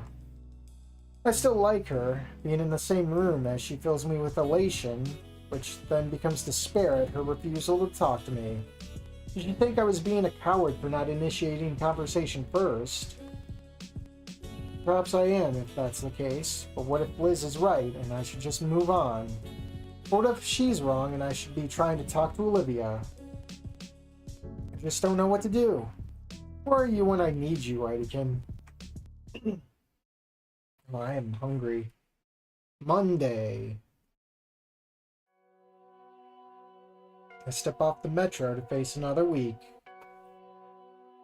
The metro door closes prematurely on my hand. I yank it from the rubber edges. What the hell? Are you trying to take my hand? I inspect the appendage. Nothing is hurt, thankfully. It was just annoying and unexpected. My lip feels chapped again. Chafed lips. Very chafy. Last Friday, Ben and I finished up a project we had started in the first week back. After mutually deciding on what shots we liked best, we had to develop them. My skills have been coming a long way since I started. Ben is oddly quiet today. He barely said anything during lunch, leaving mostly an awkward silence for me to share with Mia. The blue parasaur is still quiet on our walks to class from the cafeteria, and his expression is serious, like something's bothering him. Oh no, he's broken up with Mia. It's all over. Inko is now getting fed up. Inko to Mia, we're going to watch a little movie. Do you like Exorcist 3? It's Monday in a Mia mod on Mia Monday. Yeah. It just makes sense. You alright? Fine, Inko. Just fine. He surveys the room and groans. And of course, the last class is too lazy to push their chairs back into their desks. Is it too much to ask for people to show some fucking civility? Hey, you okay? Are you okay, Inko? Is it... Wait, Inko, it is... Are you okay, not you okay? The least you could do is speak more grammatically. There's a sting when he pantomimes my voice. What's gotten into him? Let's just get to our project. Maybe that'll put you in a better mood. Perhaps. Assuming you didn't fuck it up. Ben swearing, what the heck? What the hell? Ben steps over to our folder and opens it. His already sardonic expression remains unchanged when he looks down at our project and says nothing for 10 seconds. Ben? He turns to me, his face still a visage of contempt for everything worldly, and tosses the photos in my direction across the table. I look down and see the problem. Like an idiot who was rushing to get out of class on Friday, I had overexposed several of the photographs. They all looked like a stunning snapshot of a light bulb when the camera is pressed against it. Oh, damn, I'm sorry. You're sorry. Inko, I'm just gonna let you know I didn't take my schizo pills today, so, just putting that out there. I always felt like Damien was trying to pawn Olivia off onto Inko. That's true. Inko, the dominant species now. He continues to bore into me with cold eyes, radiating calm fury. Half a minute passes and the silence becomes unbearable. I get... You weren't thinking. Is that what you were going to say? You guess you weren't thinking? It was Friday and I was tired from everything. Excuses, excuses. Alright, Ben, so I fucked up. What do you want me to do about it? Not be a stupid fuck up? What's your problem today? This isn't like you. Yeah, I ran out of my medications, Inko. I don't get them till like next week. I had to double dose during the formal, Inko. My problem is that I'm surrounded by nitwits and Neanderthals who constantly have to make every waking moment of my life a difficult guessing game. Oh, I'm around this particular group of idiots. I better act this particular way so they won't think anything is wrong with me. Oh, the principal wants this from me now? I better get it done on top of the hundreds of other things that incompetent head can't keep track of herself. Oh no. Oh no, he's throwing shade at Scalar. No. Oh, my girlfriend's angry at me again? Can't do anything right for her even though I'm the one who always has to clean up after her messes? Oh, my human class partner overexposed the photos. That's a week of hard work down the drain with nothing to show for it. He sounds increasingly unhinged the more he goes on, and he's trembling. Ben, are you okay? Stop fucking asking that. Come on, we're Schizo Ben Sprite. Schizo Ben Sprite, come on. You know what, Ben? Maybe I'm tired of your shit too. It's time for you to go. We'll be fine. No more saying melon. Isn't that right? You're damn right it is. Maybe I'm also tired of your bitch of a girlfriend constantly making me feel like I'm walking on eggshells. Maybe I'm angry at the fact you pretty much threw me under the fucking bus last year just to keep her out of trouble. You're not much of a friend for putting me through that, especially considering that bitch tried to kill me and Olivia. You walk around here with all this clout like you're hot shit, while abusing your power as student council president, and you have the gall to act like the world owes you something. I should have told Scalar what really happened, and I'm sorry I didn't. You make me feel like chopped liver sometimes with how much you treat me like I'm secondary to everything and everyone else. Fuck you! Again, the sick feeling after venting pents up... That sick feeling after venting pents up frustration which wells from an endless source. I feel sorry for yelling at him. I also believe I'm right, and believing overrides my regret and replaces it with bitterness. We're done here. Oh no! He's gonna punch! Oh no, it's the... I was gonna say it's the Arthur meme. You should have put... should have laid Inko down on his ass. Oh. I stagger backwards from the blow. There's a disconnect between my consciousness, my body, and the present situation, like an input delay. My hand on my cheek, I massage the throbbing area, both from pain and astonishment. Schizo punch! Inko, I'm so sorry. Are you alright? I'm fine, but what's gotten into you? Like I said, Inko, my meds are on back order. Oh, there it is, Schizo Ben! He withdraws a small bottle from his inner jacket pocket. His trembling makes it rattle. With a deep breath, he unscrews it and takes out a pill. It's my last one, Inko. It's my last pill for the week. Do you have a water bottle? Sure thing. I take a bottle of water out of my backpack and hand it to him. He takes it with a grateful smile. Thank you. I knew you'd have one of these on you. You're always so prepared for any contingency, after all, just not for our photos. I wish that were true, but thanks for all the same. He pops the pill into his mouth and takes a swallow of water. I'm such an idiot. Between worrying about everything else that's been occupying my mind, I forgot to take my meds. I I didn't know you took medication.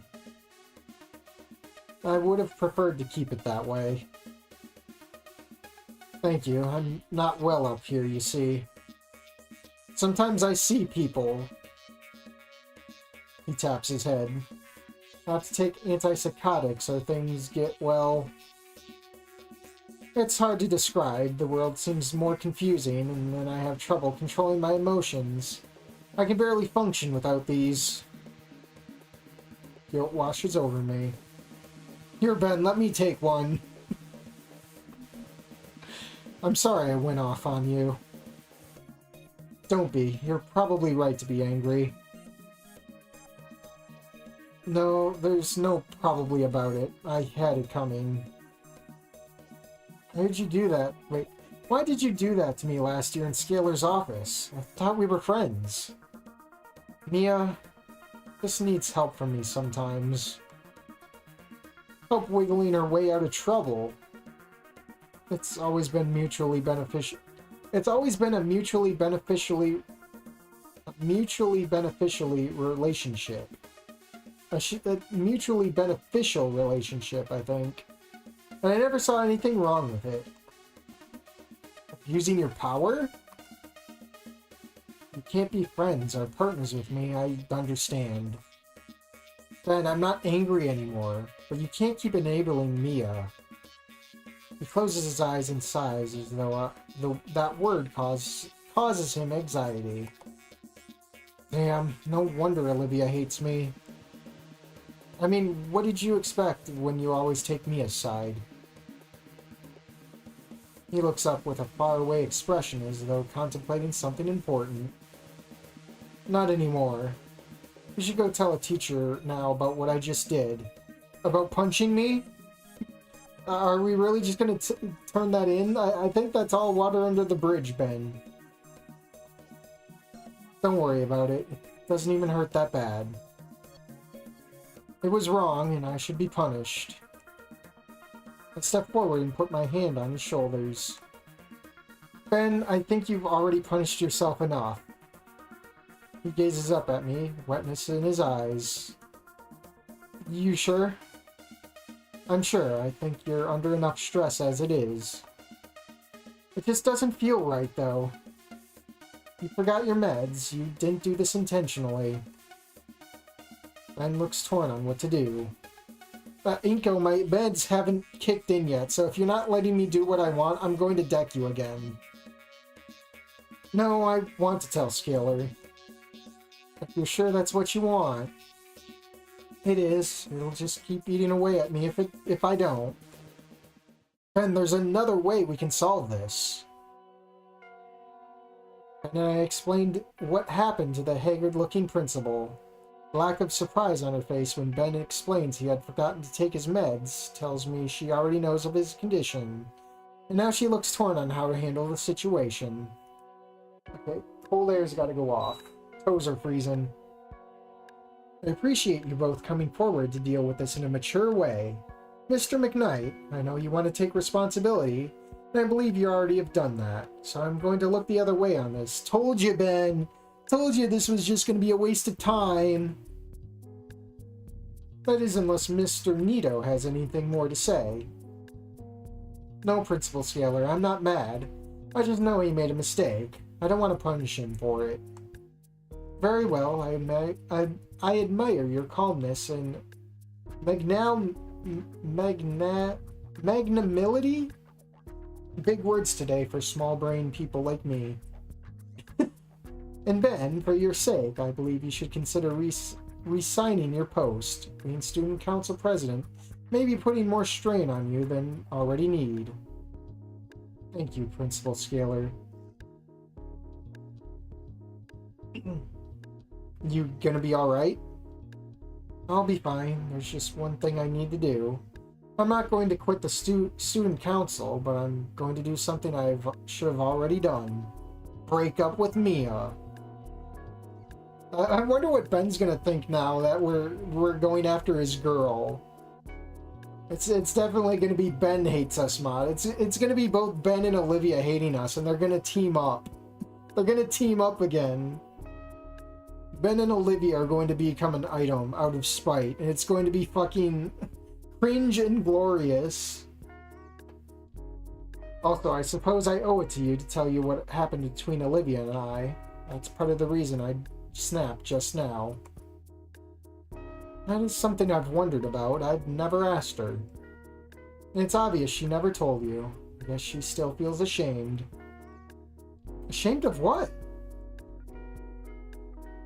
She and I used to be friends. We actually hung out a lot and did things together. I liked being friends with the handicapped girl in the wheelchair. It made me feel special in a way. Then people noticed I was her friend, and I proudly told them I was. They said it was really kind of me to be her friend. I wanted to do something nice for her. So I wrote an article in the school newspaper talking about how special she was. And how her painting Dreamscape deserved to win because of her determination in the face of her condition. I told her it was like a safety net for her to protect her from failure. And she hates that kind of stuff with a passion. I learned that the hard way. I know! Schizo Ben. I know she does now, and she's never forgiven me for it. She lashed out at me when she found out from Damien. She believed it only won because of me and my meddling, and she's been the way she is ever since. What the hell? When I die, I want to be reincarnated as Principal Scalar's coffee mug. Yeah, that is a what the hell. Ben can kick rocks. Rocks can kick Ben.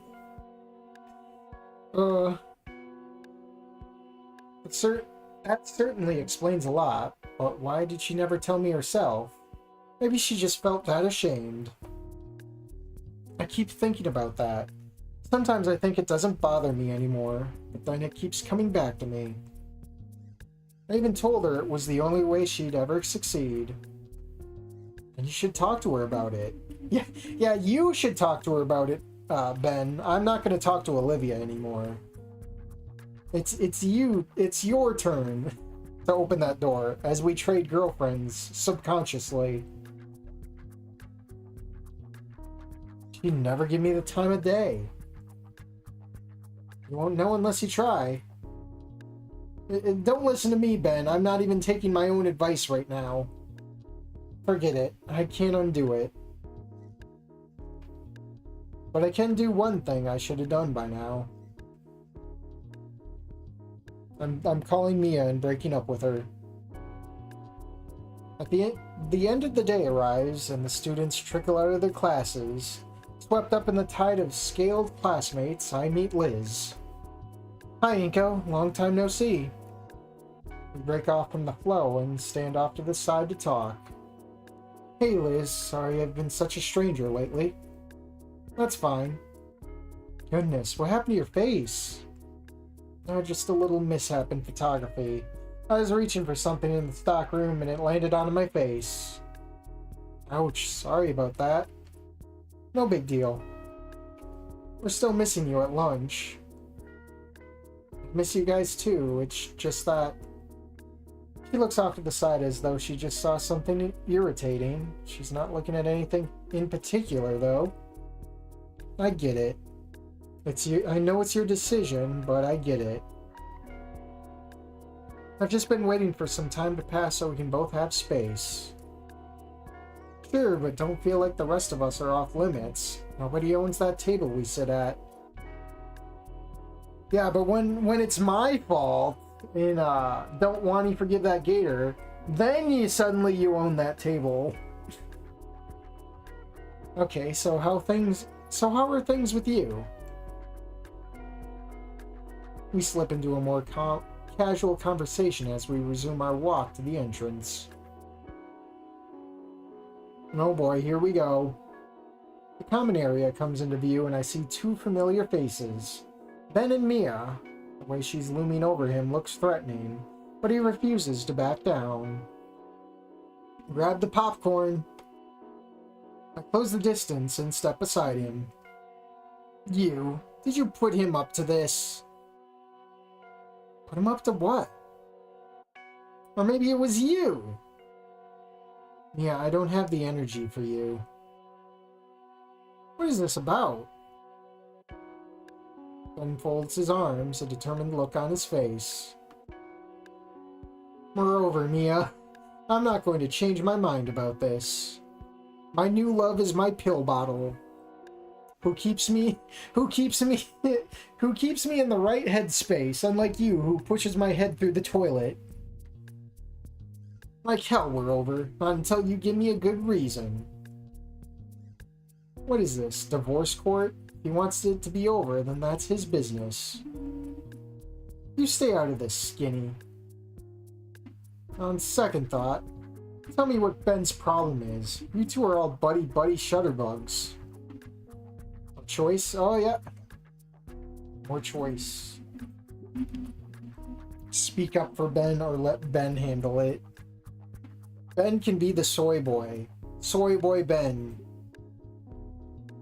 I think, Mia, that Ben's problem is just that he's always tired of having to deal with you. What the fuck is that supposed to mean? He's pinging me. No one. Good, go away. It means he's tired of always having to clean up your messes and get you out of trouble. How about you mind your own fucking business? Hey, you asked. If you don't like that explanation. Inko, really? Do you always have to butt in like you can make it your business? Hey, she asked! She asked! Sorry. No, I wouldn't say sorry. I'd say she asked. Not as sorry as you're gonna be when I knock your fucking... I need another pill! I need another pill! Mia, stop it! Ben starts shaking violently. Ben, did you forget to take your meds? Did they not up your doses, Ben? I'm already at 5,000 milligrams, Mia. Leave me alone. That's it, right? Mia, I'm not happy with you anymore. I know you have a crack addiction, Mia, but my meds, you taking my meds away and taking those meds isn't going to fill the crack-filled void in your heart.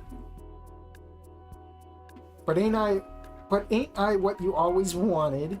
Don't I make you feel special and like one of the popular ones? Don't forget about when I talked to all those people about voting you student council president. He looks down in shame. Guess I'm oogly goo. He's going to Hulk. Insert Left 4 Dead Francis Pills meme. I thought it was Lewis.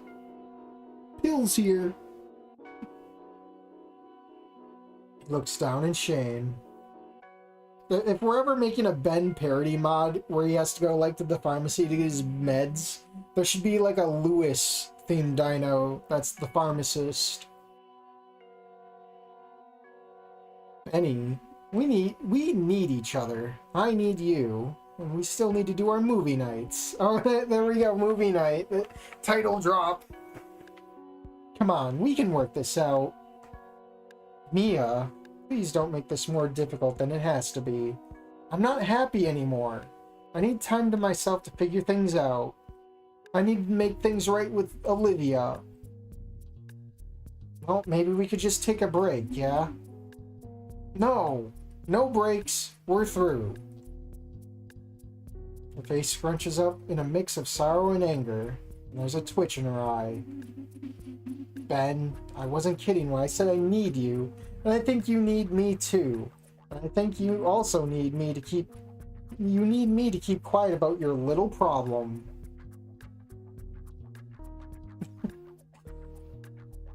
You do that, maybe I won't keep quiet about everything I know about you.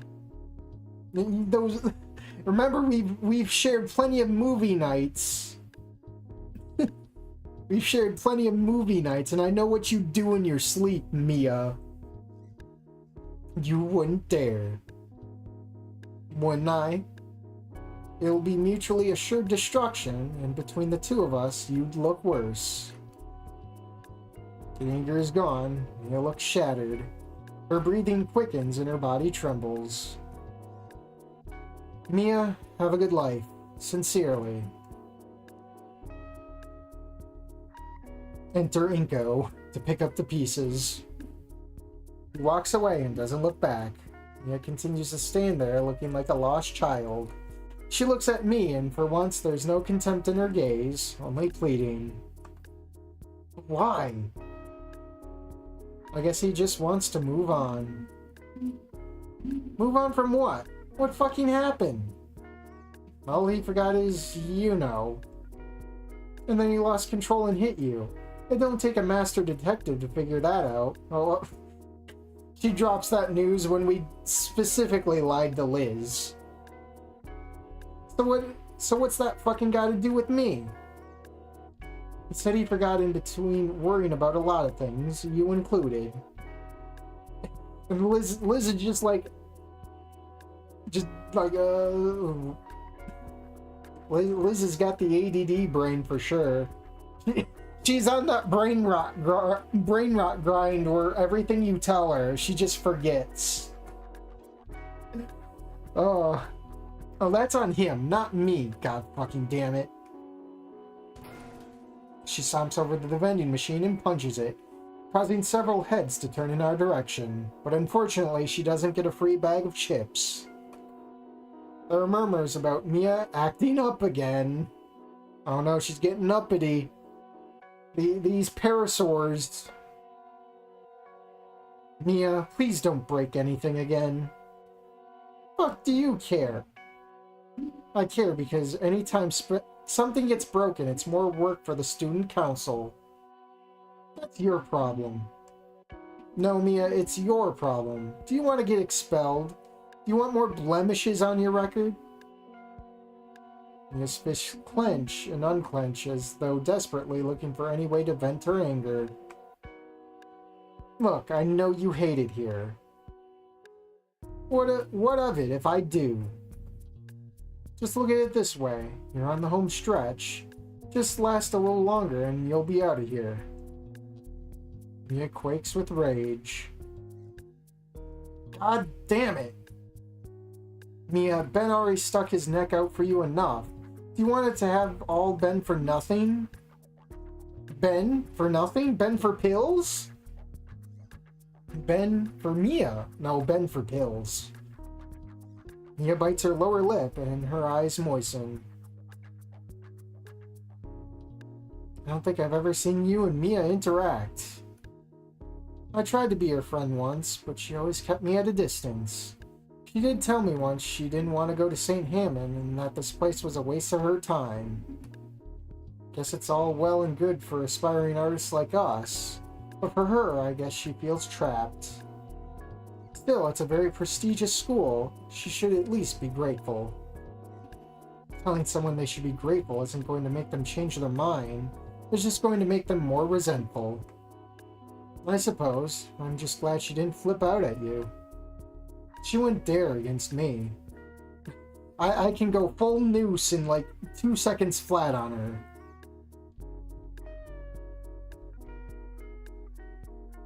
Fucking lot. This is from Snoop Game. What are we doing at Volcano High? Liz is in 4th density right now. I need food for this. I need food too. I am hungry. I'm gonna try and make it the 2nd hour of this stream. I know we're a little... stream total, OBS doesn't tell me the total time the stream's been. For now, the stream for where I picked it back up is at the 1 hour and 38 minute mark. So, I'm gonna try and bring it to 2 hours. I am desperate, man. It's one of those days. On the trek across the parking lot, I spot Sally walking towards his Jeep. My feet take me closer to him until I'm able to see him holding 2 more confiscated hats. Of course he'd have hats. He opens the back door and tosses them inside with a mirthful chuckle. These ought to be worth a few keys. Keys to what, Sally? Oh, hello, Shades. Coach, can I ask you something? Sure thing, Maggot. What do you do when you want to control your anger? Well, that is a good question for this guy. Something vexing you? A lot of things. I didn't realize I was carrying so much anger until last week when you told me to get angry. And now that you have your taste of anger, it feels like a Pandora's box. Yeah, exactly. And now I'm wishing the lid was still on. But then you'd still be miserable like you were that day. I feel miserable either way, but at least when I wasn't angry, I was in control. No, you weren't. You were so down in the dumps feeling bad about yourself, you wanted to quit again. But at least now you're channeling your frustration in a positive direction. Doesn't feel like it. Then find the root of your anger. Anger is the first part of acceptance. If you still feel angry, then it's because you're refusing to accept something. Learn to accept whatever is spawning that hydra of feelings and get over it. Learn to accept it. Life isn't always going to go how you want it to. It sucks, I know, believe me. It's something I still struggle with. I struggle with that too. It's a lifelong struggle that requires humility. I thought I was humble. The primeval primate scoffs. Let's see, how can I put this delicately? You're confusing meekness and timidity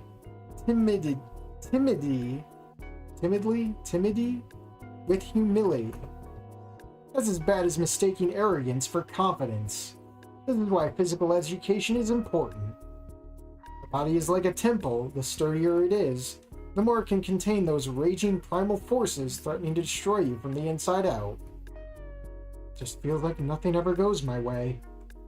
Then learn to go with the flow, just like that song by Kings of the Bronze Age. Anything else I can help with? Mia's been struggling to accept some things. He shakes his head slowly. I know, PE is the only class here she likes. Well, that and drama club. I've told her countless times she needs to accept her circumstances and ride it out until she graduates, but she's a wild stallion. Sure is. Has she been hassling you? No, not lately. Good. See you in class tomorrow, Shades. Don't be late.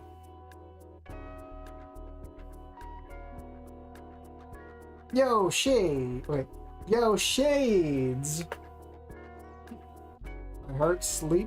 My heart leaps into my throat. Hey, Mio, what's up? Give me your number. Oh boy, she is groveling. Spiraling. Why? Why not? We're friends, ain't we? She pulls out her phone, still fixing me with that smile like she's seizing up prey. I give her my number and she puts it into her contacts, and then she gives me hers. Thanks, I might need your help with math homework. I'll help you with your homework, but I'm not doing it for you. Inko, I'm shocked. What makes you think I just pawned my homework onto someone else? Fine, fair enough, but you'll help me, right? Why am I giving her like a nice voice? I'm not warming up to her. Yes, I'll help you, but no more than that. Yeah, it's not like I have something to blackmail you or Livy with anymore. Yeah, about that. What, you want me to apologize? Alright. If you'll help me with my dumb math homework. I'm sorry. No, it's not that. It's something Ben told me earlier about Olivia and why she's still the way she is.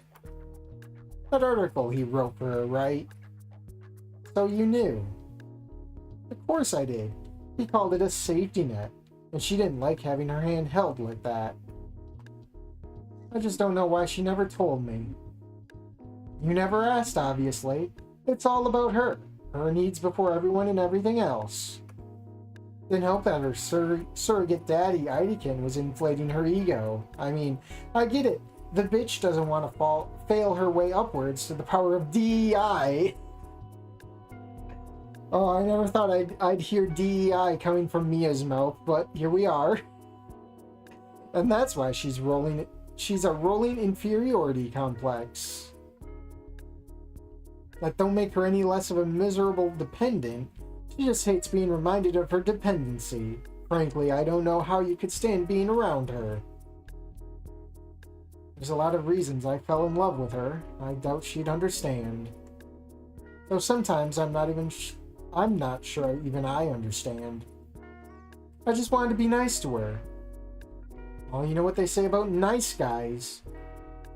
They finish last. Hey, you said it, not me. It's because nice guys are weak, right? No, it's because they're naive. Oh, what's wrong with that? Okay, but that doesn't make it right to take advantage of them. Gosh, you're right. Taking advantage of others is wrong. Sarcasm is unbecoming of you. Tell me, if it's so wrong to take advantage of others, then is it not the person being taken advantage of just as wrong? That's just victim blaming. And yet the world is full of victims who willingly enable the victimizers. I'll see you around.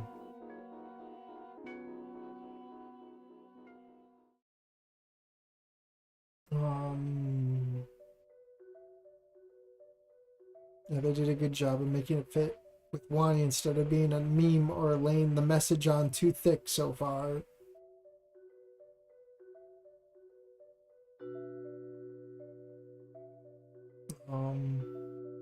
Mia's sarcasm is killing me. The rest of the week passes faster than the first.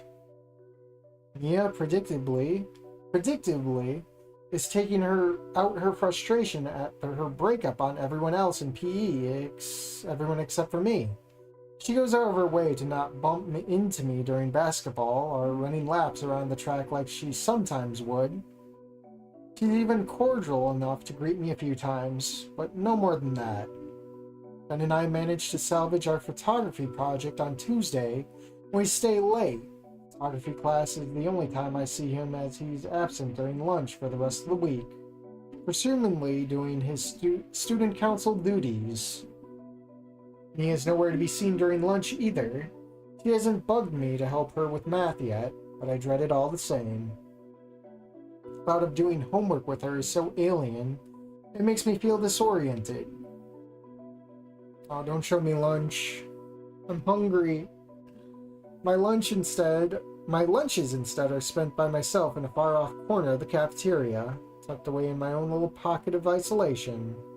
It's so depressing I even begin missing Mia of all people. It's during those times I think about what Ben told me. He had gone behind Olivia's back and written an article about her which may have affected the outcome of the art contest their 9th grade year. And because of that, she didn't feel like she deserved her win. She grew to hate Dreamscape, and that's why Idaken destroyed it, because she could never accept what amounted in her mind to an unearned victory. So is that why she felt she had to swap my entry with something of her own? But what would she have gained from it? Oh, here we go. Hey, Inko, mind if we sit with you? Of course not. You looked a little lonely here by yourself. How come you're not sitting with Damien, Olivia, and Liz? Kira, not Lunara. Oopsie. Oh, sorry. So anyways, Ben showed me the photos you guys are working on. You're a really talented photographer. Oh, thank you. Oh, I guess she heard that we're not an item anymore, and now she's trying to weasel her way into the only human student. Typical Lunara. Hearing praise from the pretty bamboo raptor again improves my mood significantly. Choice? No choice. Then it hits me. She swapped my entry with her own because she wanted to hear genuine praise.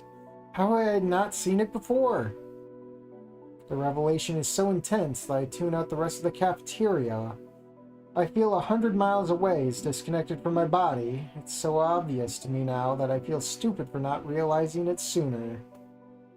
But it's like Mia said, I never asked. Nainko?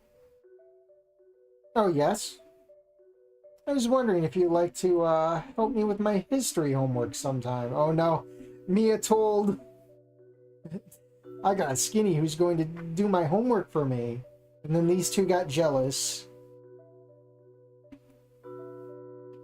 Wait, why would the history buff dino need help with history? She's weaseling her way in. This isn't about helping with homework. This is about helping with Lunara. The white dino is blushing and fidgeting a little. It's flattering having this kind of attention from a girl. But I still feel too dead inside to care much. I give her a non-committal response. Maybe sometime. I kind of have to get going now, though. Gotta work on a final project before the weekend. Oh, okay. I'll see you next week, then. Oh no, Hoshin simping. That's the cringe Mia face, which she uses only once in the base game. Yay, we got a new Dino GF.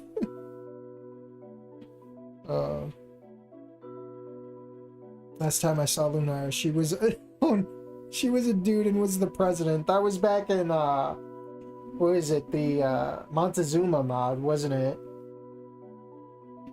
Away from the cacophony of the cafeteria, I'm able to process the revelation. Olivia had used me. It wasn't just that I had caused her discomfort and distress.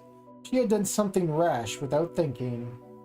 She had swapped my entry with her own in order to get what I had wanted for myself. She never told me herself because I had been so quick to console her. But of course I had been. She was sorry. I could see it in her eyes and hear it in her voice. As long as she was sorry, then did it matter? I tried to tell myself yes, but at the end of the day...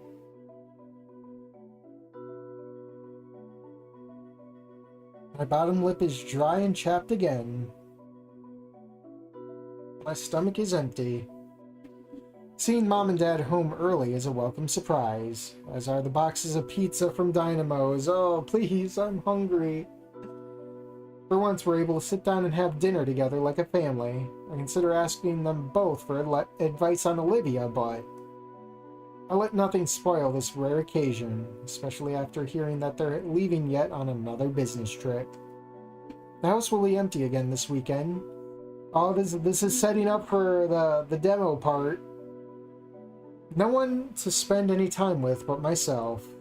It's enough to sour my mood a little for the rest of our pizza dinner. Well, I could go for pizza dinner. I wake from a strange dream. Another monsoon had claimed the power at St. Hammond, enveloping the halls in darkness. But then there was Olivia, and she tried to kill me. Bite me and eat me whole. My footsteps echoed eerily off the walls, and there was no one else around. Pictures in the gala all looked warped and distorted, and hanging in the glass case was my submission for the Fresh Start art contest. Which submission, though? Yours or Olivia's? It had won. The recollection is so vivid that I now feel disappointed and never even had a chance. Even in the dream, however, it was still obscured, caught in a spiderweb of cracks on a glass case. That's when Liz and Ben appeared, both looking angry and disappointed, and both wearing my jacket for some reason, like it had been on sale and they couldn't help snagging one for themselves. At first I thought they were angry at me, but they were angry for me. And off in the distance was Idekin stalking away from us down the halls. A lit cheery, partially illuminating his face. I ran to ask him something. Readjust a bit. My tailbone's calling it quits too. But then I woke up. And now I'm awake. I play the dream back to myself, stuck in a momentary temporal feedback loop of recollection beginning and ending with me looking down at the carpet's topography.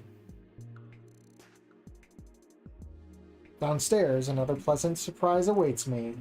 Mom and Dad had risen early to make us all breakfast before they have to leave for their trip. It's nice sharing a meal with them again. Though it's short-lived, they leave in a hurry before the meal is even over. I bid them farewell and watch them drive away. There go the two workaholics. I cleared the table, unable to finish my own meal, and flopped down on the couch. After browsing on my phone for a while, I decided to get to my math homework. No sense in putting it off and letting it ruin the rest of my weekend. A quarter of the way through the mountain of problems, I begin to feel like I'm in a Mobius strip. What's the point of solving the same problem over and over? Is the teacher trying to teach us math, or just teach us patience with menial busy work? That's all it feels like. I wonder if this is what it's like to be an accountant. A knock at the door breaks my concentration, or lack thereof. Here's where the demo starts. Probably, right?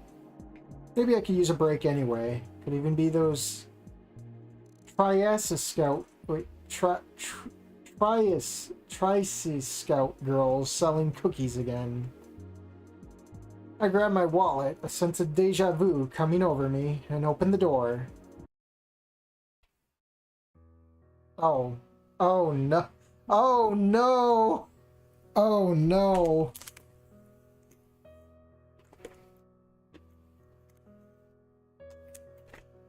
We're cooked. Gunara, hottest dino girl. Oh no. Keep your vor fetish to yourself. It's supposed to be lit Shiri. Now give your tailbone a quick call and tell them to hold it in. Yeah, sure. Get her out of here. Oh boy. Is this mod on the Steam Workshop? Yes. And just like that, we got 3 minutes to the hour according to OBS. Oh boy. Hey, oh, I should put my Wani Gamu voice. Hey, dork. Hey. The chest feels like a furnace. I'd forgotten what this feels like. So, what's the occasion? Watch. He's gonna wake up again, still dreaming. No occasion. I just felt like coming over to hang out. What are you up to? Yeah, how'd you get here? Did Damien drive you here? You think with being driven here, you think like she'd be accompanied for a brief moment or something. I don't know. She wheeled herself all the way here on her own. She ran away from home. Math homework. Sounds boring. Where are your parents? Oh, they're away on yet another all-important business trip. To have the house to myself. Well, at least you have that. I only get one room to myself. Still, must be nice to have a family around. It is. Sometimes. But sometimes I just want to be left alone. It's overrated. What, being alone? Yeah. She wheels herself past me. So have you left another mountain of trash around the couch? No, not this time. I've gotten better at cleaning up after myself. Have you at least learned to cook for yourself yet? Sadly, no, but it's a work in progress. Well, maybe I'll make something for you again. That would be great. Just as long as you don't do something as retarded as guzzle the purple drink again. No, I've learned my lesson about that. In fact, I've been watching... People like you are why they always have to put childproof caps on everything under the sink. Oh boy, this is where it's gonna start, right? Gonna get under his skin in the wrong way possible. Instead of a raspy voice, she has a Minnesota accent. As the acid reflux tries to kick its way back out. I'm just doing the Wani Gamu thing. That make her sound like a nasally transgender. In the base game, she arrives by herself in the purple drink chapter. Where sounds like Squidward. Well, sorry. Sorry, I gotta make it nasally. I was gonna say that lately I've been watching a lot of videos on healthy eating and learning what to avoid. I guess that's how a silly Billy like you has been able to survive for so long without my supervision. Why would Olivia say silly Billy? That's YouTube talk. Olivia can say faggot, come on. Anyways, I got an anime right here that I think will be right up your alley. Can you pop it in? Sure, but before that, there's something important I want to talk to you about. Oh. This is something I really should have talked to you about sooner. So, then, why have you been ignoring me? I wasn't ignoring you. I thought you needed some space, and I was worried you were ignoring me. Who's pinging me? Saw that. Nope. Not watching that. I was scared. You told me it was over between us. I was overreacting. I know you were really angry. I was, but I'm pretty much over it now. Relief washes over me. That's good, but So why did you at least try texting me during break? Because I really thought you meant it when you said it was over, and Ingo, I am a bipolar bitch. What I say and what I mean are two totally different things, Ingo. I was trying to accept it, or at the very least, give you space to cool off. So in other words, you just didn't want to try. Olivia, Damien said he wanted me to come over to you guys' house, but you said you didn't want me over.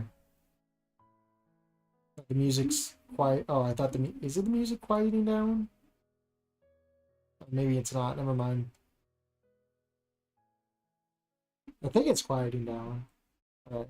Look, it doesn't matter. I needed to talk about something else with you.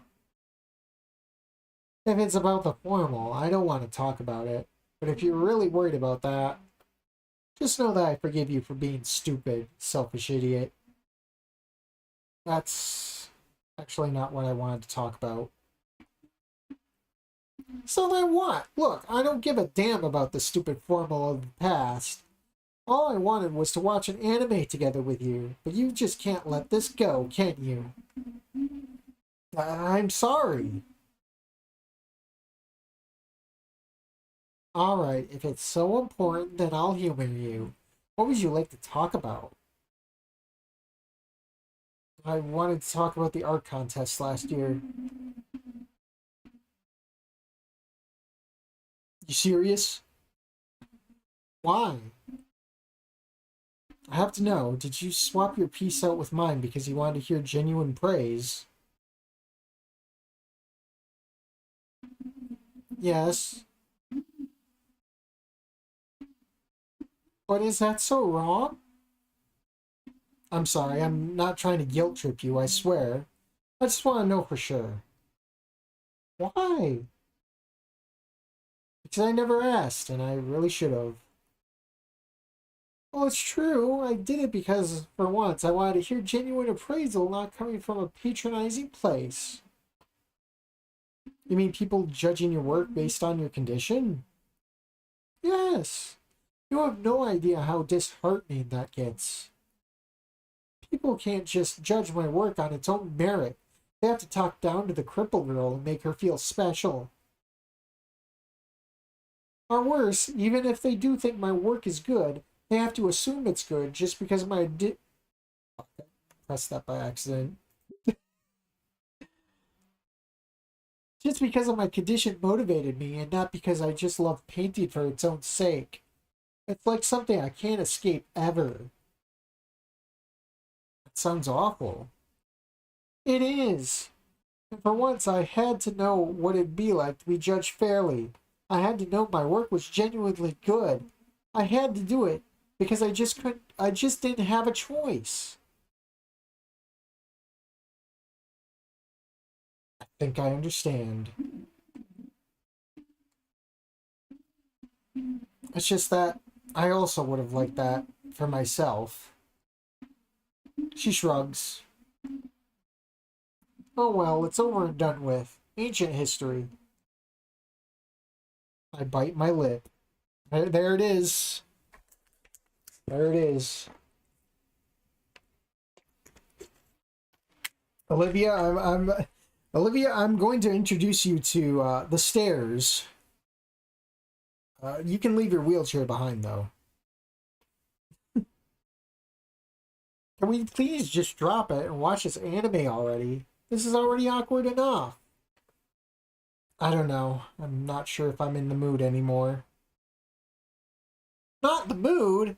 For fuck's sakes, then why the hell did I bother coming over here? Olivia, you didn't even give me a warning. You just showed up. Well, I hope whoever's drove you here is still running the car. Would you stop being a crybaby and get over it? Coming from someone who can't get over it?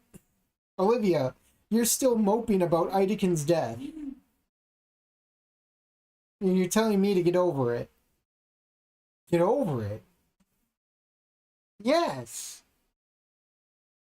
Olivia, you tried to bite my fucking hand off. And after I had to endure detention with Mia to cover for you. So what? So what?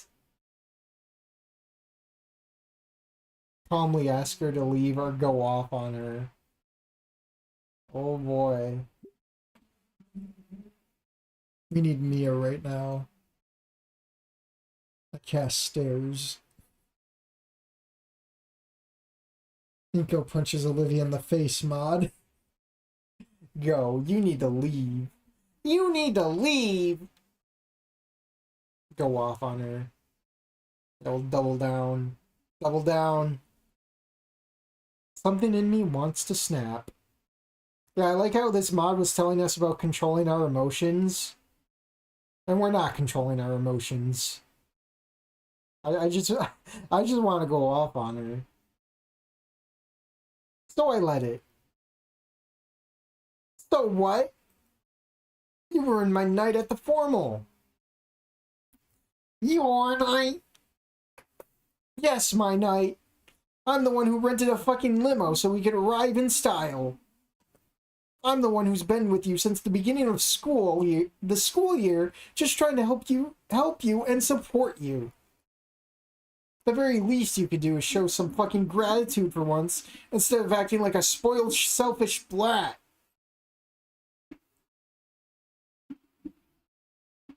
I'm going to bite your head off, Inko. There's something in her gaze that makes my fight or flight instincts kick in. It looked like she spit that out at him. Fucking skinny.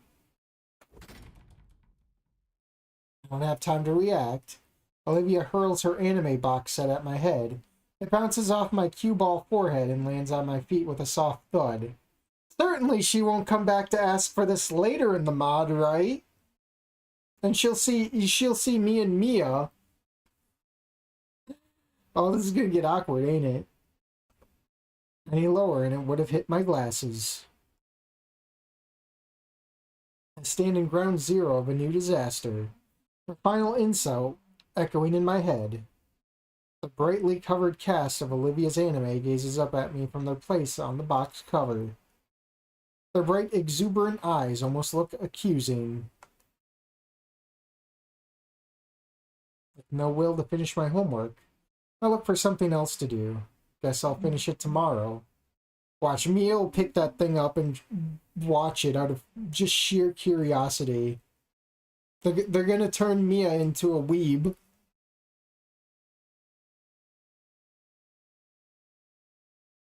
Run after her and push her off the chair. Ugh. For now, all I can do is nurse this broken heart.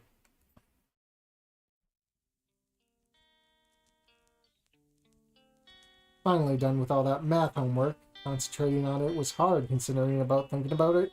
Considering I keep thinking about yesterday. Did I do the right thing? I get a notification. Let me guess, Damien. It's from Mia.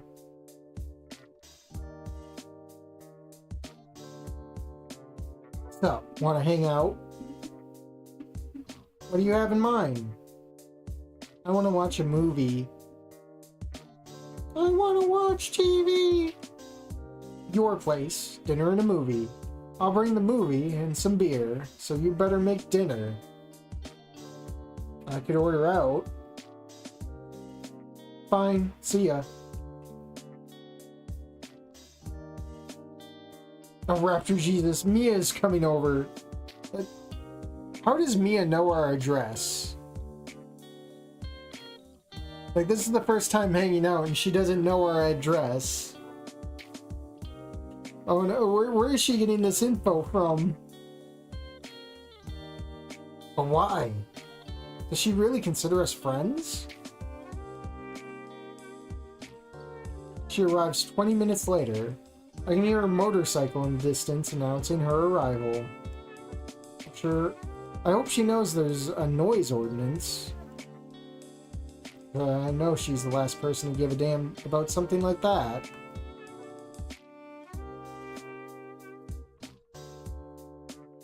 Don't worry, Inko, you got a 10 waiting to be called. Mia watches Gundam, but likes the opposite faction to Olivia. Stop, Shades. Nice McMansion you got here. Real ritzy. She struts in, not bothering to wipe her boots. She's carrying a pack of beer in each hand. Yeah, underage drinking. Thanks. So, what movie did you bring? My favorite, Streets of Fire. So you gonna order us something to eat or not? I log into Grub Club and peruse the restaurants. I'm hungry. Feed me! Do you have a preference? Something Italian and vegetarian, obviously. I ain't a meat eater. Ever heard of Dynamos? Rings a bell. Oh wait, that Mo? Yeah, I know him. Or I know people who know him at least. They, had dealings together. She leans over my phone as I scroll through the menu. It feels odd having Mia of all people be this close. I don't dare steal a sideways glance at her. Just by being here, she's making me nervous as hell. Yeah, and this is saying yesterday, Olivia's gonna come back for that fucking anime box, and she's gonna see this. Oh, I'm hungry though. She settles on a vegetarian lasagna and a salad. I ordered a 12-inch Supreme Pizza, and we wait for our order to arrive while making small talk. I feel like I'm sitting next to a ticking time bomb. What do your parents do to get so filthy rich? My mom and dad are partners in a construction firm. That's also why we're moving from place to place. We moved here last summer.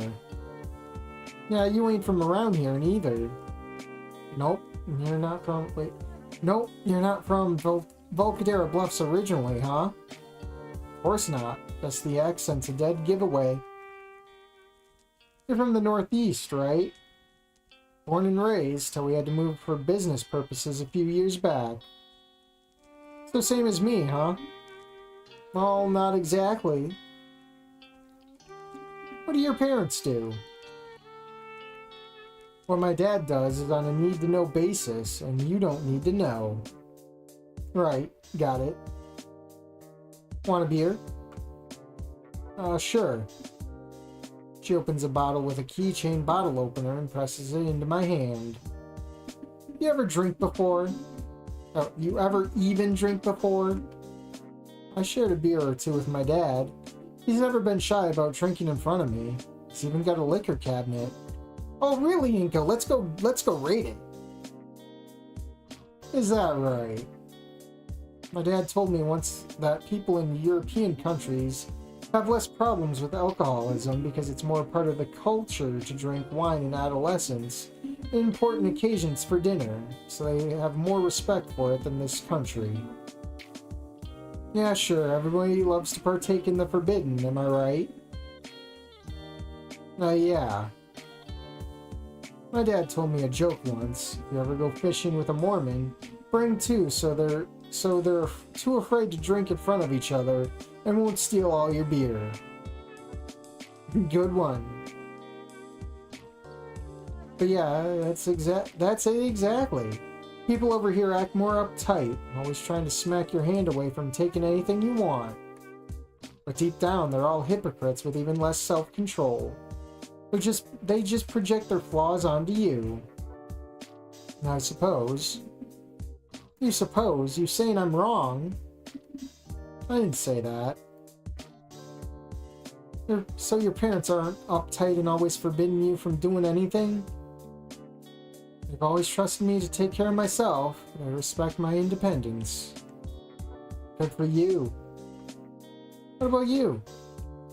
Same, but where I'm from, it's a constant struggle for survival. Kill or be killed. Law of the jungle and all that. Right. She fixes me with an unnerving stare. I maintain eye contact. But yeah, we drink wine for important occasions too. Like during communion. We didn't fuck around with the fruit juice and crackers at those fake fucking churches. Oh, so you're religious. She shrugs. Do you believe in God? Well, sometimes I'll say Rapture Jesus as an obscenity, but I've never been very spiritual. Get it? I'll say Rap G as an obscenity. I guess I'm agnostic. I respect other people's beliefs. I just don't have any beliefs of your own, right? Yeah, that about sums it up. What about you? What about me? I just said I took communion seriously. Yeah, I believe in God. I think he's got a sick fucking sense of humor, but I believe in him. What else do you believe in? I believe in me, myself, and I. And that's all I've ever needed to believe in. I see. Our food arrives and we start the movie. We dig into our meal, occasionally commenting on what we're watching. Streets of Fire is an 80s movie. It's about a young war veteran turned mercenary. He's then hired by a producer to rescue a singer that gets kidnapped by a biker gang. The visuals and cinematography are absolutely stunning. Yeah, they don't make movies like this anymore. Movies today are shit with garbage CGI for retards. I thought maybe that'd be the kind of crap you'd prefer watching. No, I like older movies. Just last week, I was rewatching The Godfather. A classic. Good to know you at least have taste. I figured you were the kind of dummy to watch a loser like Hankenfile. Oh boy, here we go.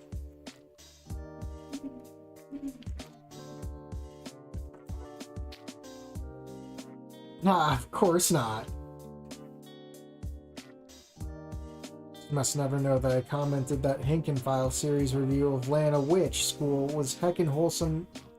Keanu Chungus 100. Oh, I recognize that actor. That's Rick Moranis. Yep. Now here comes the choices, right? Boy, more of these choices.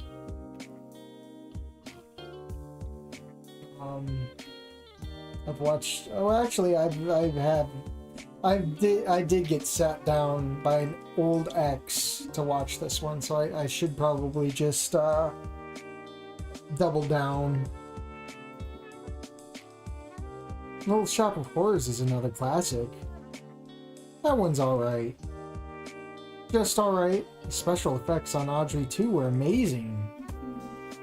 I don't like that fucking plant.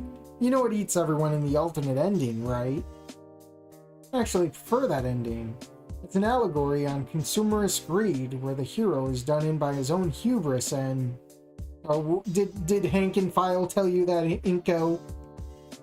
Oh my fucking god, shut up! Sorry. Continue watching. I recognize yet another actor, this one playing the villain. It's Willem Dafoe or William Dafoe. Well, I might as well say for the choices. No, we're not overriding that one. It's William Dafoe. It's Willem, not William, idiot. Well, I wouldn't know. Who pays attention to celebrities, buddy? Are you a consumerist, Mia? Right. I still haven't finished my first bottle by the time the movie is over. What, you don't like beer? I'm pacing myself. Well, pick up the pace, because we got 2 whole cases to work through. And I didn't get the cheap watered-down shit neither, so you better be grateful. I checked the label and see that it is indeed a high-end beer that's 10% alcohol. I downed the rest of my first bottle and opened a second. Mia's working on her third. Already I'm feeling a little loose from the alcohol, and sharing a meal and a movie with her has put me more at ease. She's a movie buff. There's all this celebrity stuff. I haven't cared about movies since probably a little bit before the pandemic. I haven't even been really a movie person before that. It's just I've become like anti-movie. Because the movies are just getting worse. I wonder if Mia likes Planet of the Skinnies.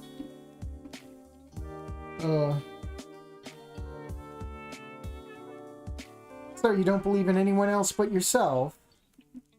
That's all there is to believe in. Everybody's in it for themselves at the end of the day, and just don't want to admit it. They want you to believe like they're one of the good ones with their goody-goody bullshit platitudes.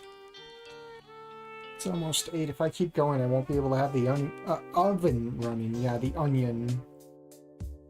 Wrap this up soon so I can go eat. But the first sign of weakness is when they stab you in the back. It's just a way for them to kill you softly with kindness so they can kill you with force.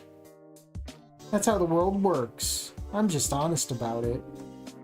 Well, what about Lunar and Kiara? Fuck them. They don't even want to hang around me anymore. And you know what? I couldn't care less. I never wanted their friendship in the first place.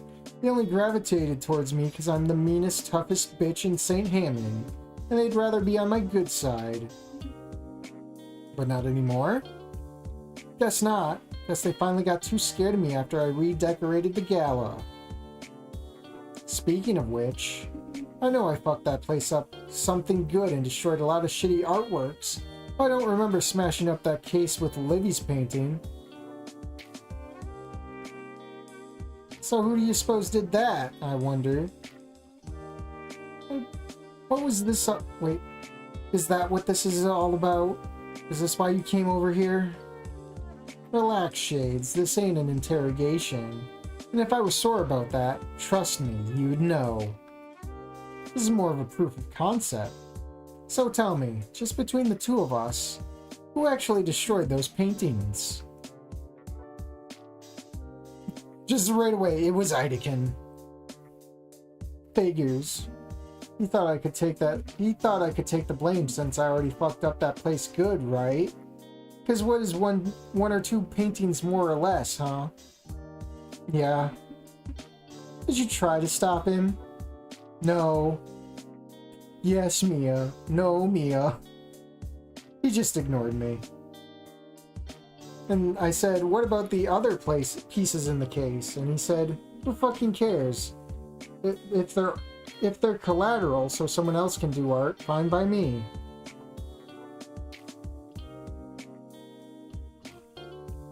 Well, there you go. That's my point exactly. Everybody's in it for themselves, and some dearly beloved teacher for whom everyone has nothing but fond memories. And hey, it's not like I can blame the guy neither. I was in it for myself. I screwed with Libby, I admit it. And they both screwed me back, except in their minds they probably felt justified. That way they could sleep all snug and cozy in bed at night. Or in Idakin's case, his deathbed. I think he died with a clear conscience? I would hope so, but that's me. Yeah, that's you.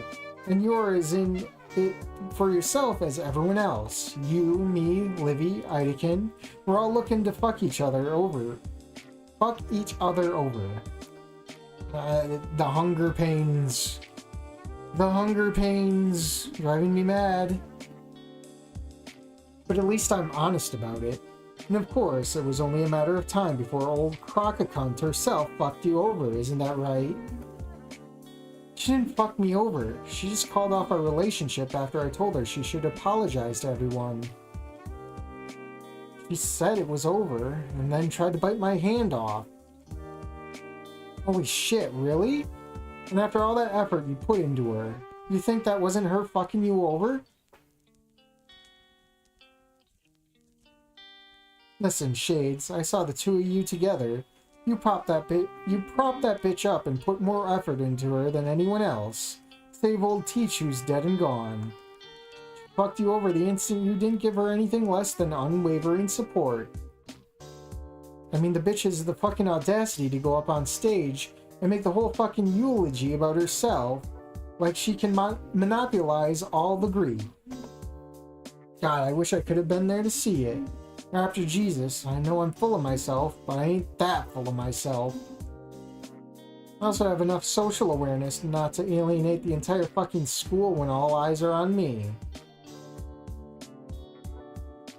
No, that was actually my fault.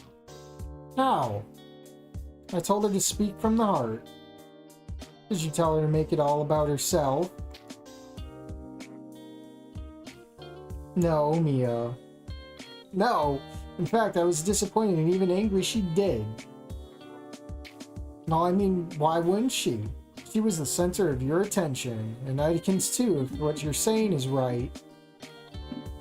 Yeah, she was the center of my attention, so why? Look, I'm gonna tell you the harsh truth as a chick myself. No woman respects a man who makes her the center of his world. That said, you shouldn't respect her either for not returning the effort you put into her, and for being such an ungrateful bitch. And neither should anyone else. Now, if it had been me up there, I guarantee there wouldn't have been a dry eye in the house. Aren't you in the drama club, though?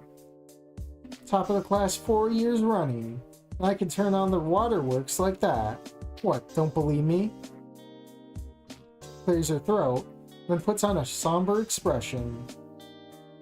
They asked me to give an eulogy for Idakin and to pay him his final respects, which is what he deserves. But standing here now, words escape me, because I can't possibly describe just how wonderful he was. He was more than just a teacher.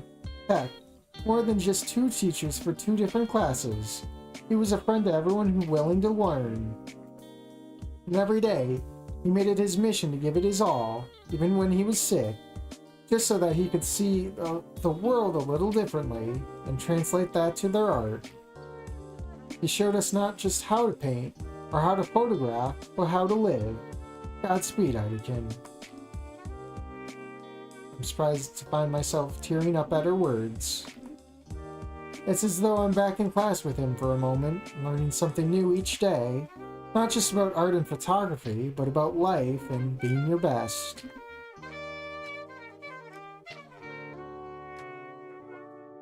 You didn't mean any of that, did you? Not a word. You were so convincing, though. Only because you wanted to be convinced.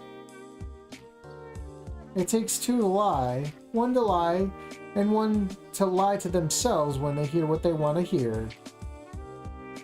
Haven't you heard the saying that it's easier to fool someone than it is to convince them that they were fooled? I may have heard that once. Yeah, and old Ideken had all of you fooled.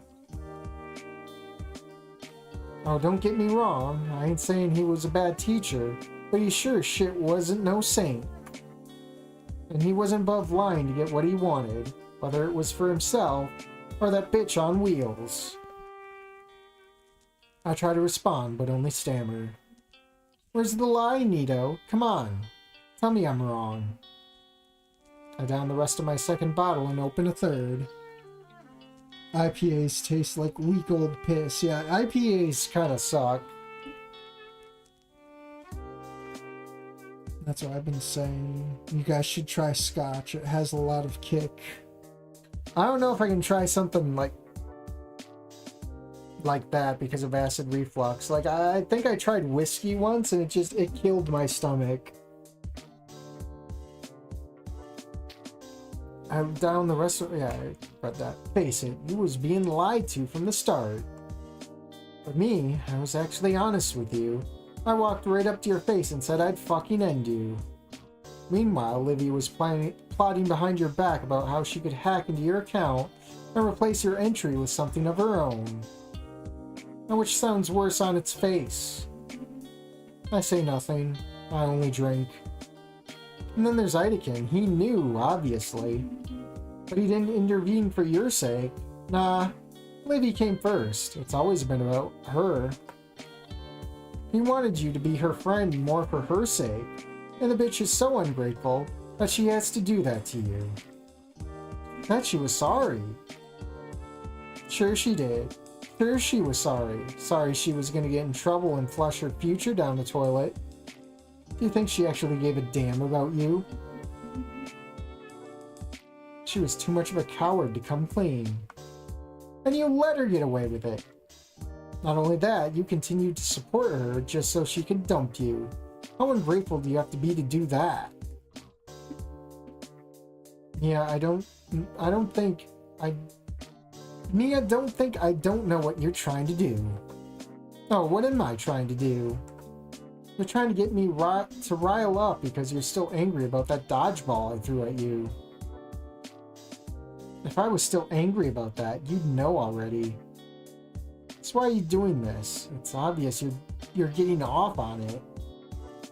Sure, I'm getting off on it. I like getting off with dudes I can play games with. That's why I was with Ben. But am I wrong? I don't know. Oh, so you're agnostic about this too, huh? Whether you're right or wrong, it's obvious you're just trying to torment me. Or maybe you're just tormenting yourself. If you'd allow yourself to see Olivia or Ideken for who they really are, you could have spared yourself this. But I kind of think maybe you know already, at least on a subconscious level. What makes you so sure? Because you haven't gotten back together with Olivia yet. How do you know? I saw her rolling her ass back to her place. What, like you'd actually come crawling back to that bitch? Yeah, I took her wheelchair. She had to come crawling back. Not that it's a flattering way to put it, but maybe I have and you just don't know it. Well, have you? No. How would you know? Oh, I'd know because she's the type to wait for you because she'd rather you make the first move. Well, she made the first move. And of course, she would have taken you back in a heartbeat because you're all she's got left now. Obviously, you haven't yet. I ain't seen you two hanging around each other like lovesick puppies as usual. You're still eating lunch by yourself, and I'll admit that I'm surprised, maybe even a little impressed. Now that I think about it, you've held your ground so long that I'm a little surprised she hasn't broken and come to you yet. All about that. We got new content coming. Yeah, she? Actually, yes. When? Would you believe me if I told you it was yesterday? You ain't fucking with me, are you? No, she came over, unannounced, and practically barged her way in. Not the only time she's done that. And what'd you do? I exploded. I went off on her, yelled at her, and called her a spoiled, selfish brat. She chortled heartily. About fucking time someone other than me put that bitch in her place. So then what? Then she threw a temper tantrum, called me a skinny, then she left, slamming the door on their way out. I felt sick to my stomach afterwards. Then I realized, if that's how she is, then maybe I'm better off. Inky, I'm impressed. I figured you were enough of a simp to make the first move and come crawling back. But you actually stood your ground, even without me spelling it out for you, and then you rejected her. I didn't reject her, I just told her I wasn't feeling well and didn't feel like hanging out. Maybe there's hope for you after all. So it made you not cave to her crippled ass. Well, I was annoyed that she'd shown up unannounced, yet again. And that she didn't even apologize for trying to bite my hand off at the formal. Or not inviting me to spend Christmas break with her, and leaving me here all alone. And then she shows up out of the blue wanting to watch an anime together like nothing happened. All making snide underhand comments and... God, what a fucking bitch. At least I told you to expect me. Yeah. You weren't tempted to take her back, were you? I was. I really wanted to, and if it had been sooner, I would have. Is that right? So what changed your mind? Well, during break. During break, the yawns are coming because I haven't eaten. I wanted so badly to text her, but I was afraid. I just couldn't work up the nerve. No, it wasn't just that I was afraid. I felt a little voice telling me, don't give her the satisfaction.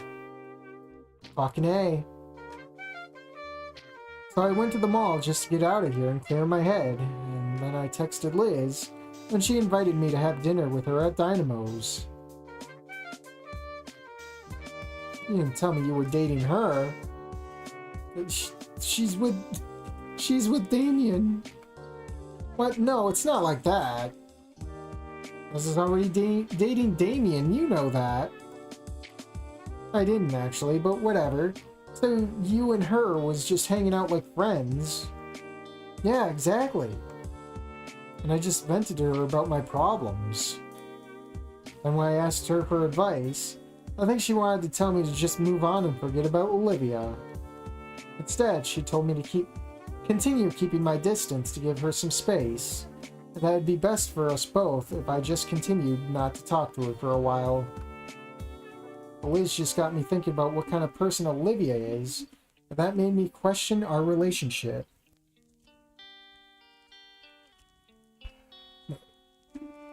So she's like us, no, just me. And this mod is making side with Mia.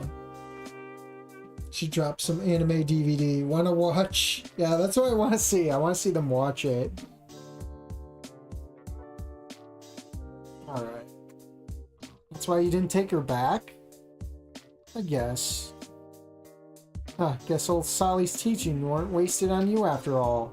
You finally manned the fuck up. We both open our 4th bottles of beer. I guess. You guess. Fuck's sake, just allow yourself to be a little smug about it. Because you would. Fuck yes, I've been down that road before. I'm never letting that happen to me again. What happened? Ben happened. That too is on a need-to-know basis. I mean, you were there, Inko. You watched him dump me. He just always seems so angry. What of it? Anger's a strong emotion. Someone's being tired. Alright, one more yawn and I have to call it because I don't want to be yawning through this. It's just I'm hungry. And I'm running on fumes. Anger's a stronger emotion than feeling sorry for yourself all the time. But isn't wrath a sin? You ain't my priest, Nito. The real sin is constantly living in denial about how the world is. Okay, but what makes you think the world is that way? Experience. What kind of experience? What'd I just say? I ain't opening up to you on that.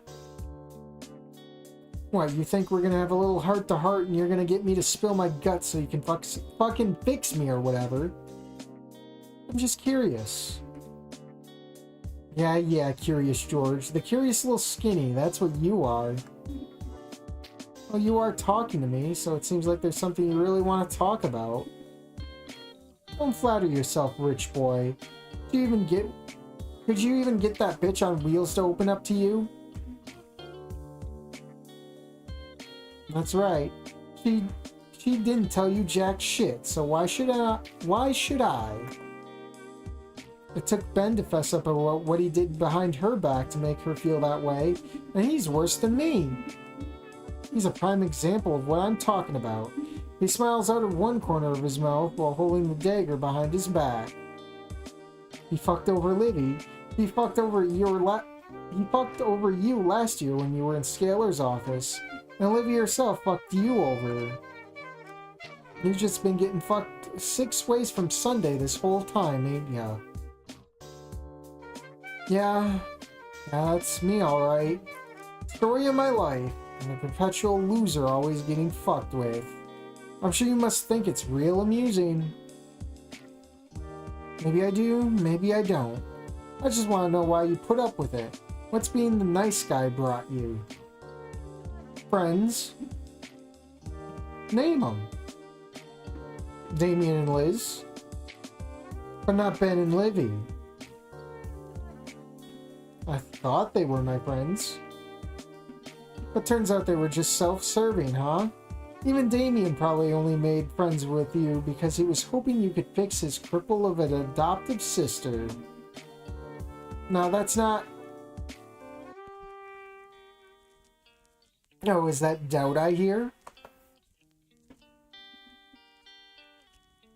Ugh, I really don't want to leave off on this point, but that's the third strike. Ugh. I mean, well, maybe I could pick it up. Well, we could just go back through the history, right? I could just read that and start again. I'm tired, I'm hungry. Oh. Inko the punk. Inko out to go to the dark side. Inko Bibble? Bibble enjoyed.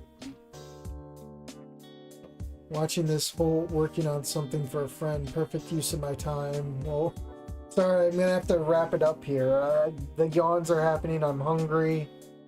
I need some self-care. I don't know if Potion's around Friday, Saturday, or Sunday. That's probably when we'll pick this back up. Otherwise, it's back to Monday again. Is chat dead? Chat looks dead.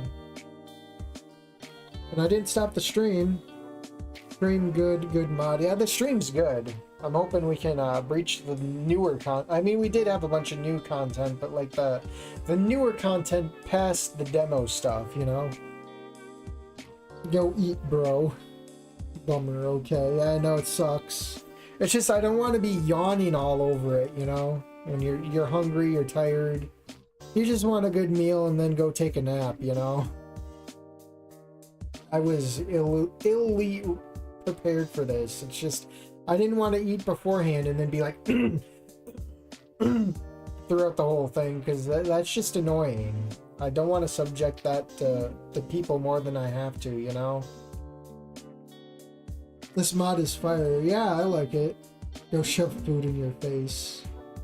I didn't see the demo. The demo is still on the channel. Just look it up on the same mod. Just look it up on the channel. It's there. Just before the good stuff. Wink, wink. Yeah, I know. Spoilers. They fall asleep together, I think. Yeah, I'm pretty sure there's probably bonus art out there for that. I need to play this someday. You don't play anything some days. Not everyone has joined the mod. We worked hard on it. Yeah. It's pretty good so far. Is your weekend going to be booked again? Or do I have to shoot for Monday? As the acid reflux begs to be quelled. She rocks his world. Yes, that's the acid reflux. Thank you. Thank you for reminding me I'm on an empty stomach. I've been laying down for like the past 2 hours. Ugh. Don't get acid reflux. It's not worth it. I say as if anyone has a choice in this. Yeah, I'm probably gonna just slip that on. We'll wrap it up. If I don't hear about the weekend, we'll just shoot for Monday. We'll play it by ear. Yeah. I'm working this weekend, but don't let that stop you from streaming if you want. Alright, well, then in that case, I'll probably... Do I have anything Wednesday? If I have nothing happening Wednesday, I'll shoot for Wednesday then. We'll go for Wednesday. A YouTuber I liked uploaded a new video today, and I got to catch the ending of this. Gotcha. I say goodnight for everyone. Great job on the mod, Hoshin. Alright, Mr. Porcupine, have a good day. It's not a day, it's a night. Thanks for streaming. Thanks for being here. If anything, thank my tailbone for shutting the fuck up for most of this. I'm sure it fucking killed it inside to fucking stay silent. But man, I was almost wondering, like, am I even gonna do this? So I'm going to enjoy the rest of the night, eat up a pizza, and just go to bed afterwards. I work remotely then. Good night. I'll probably hop off. Wish everyone a good night. Keep a lookout for Wednesday. That's what we'll shoot for part 2 of this. I'm gonna go eat and then pass out. So I will see you guys Wednesday, if not sooner, for just random streaming. So if I see you, I see you. Have a good night.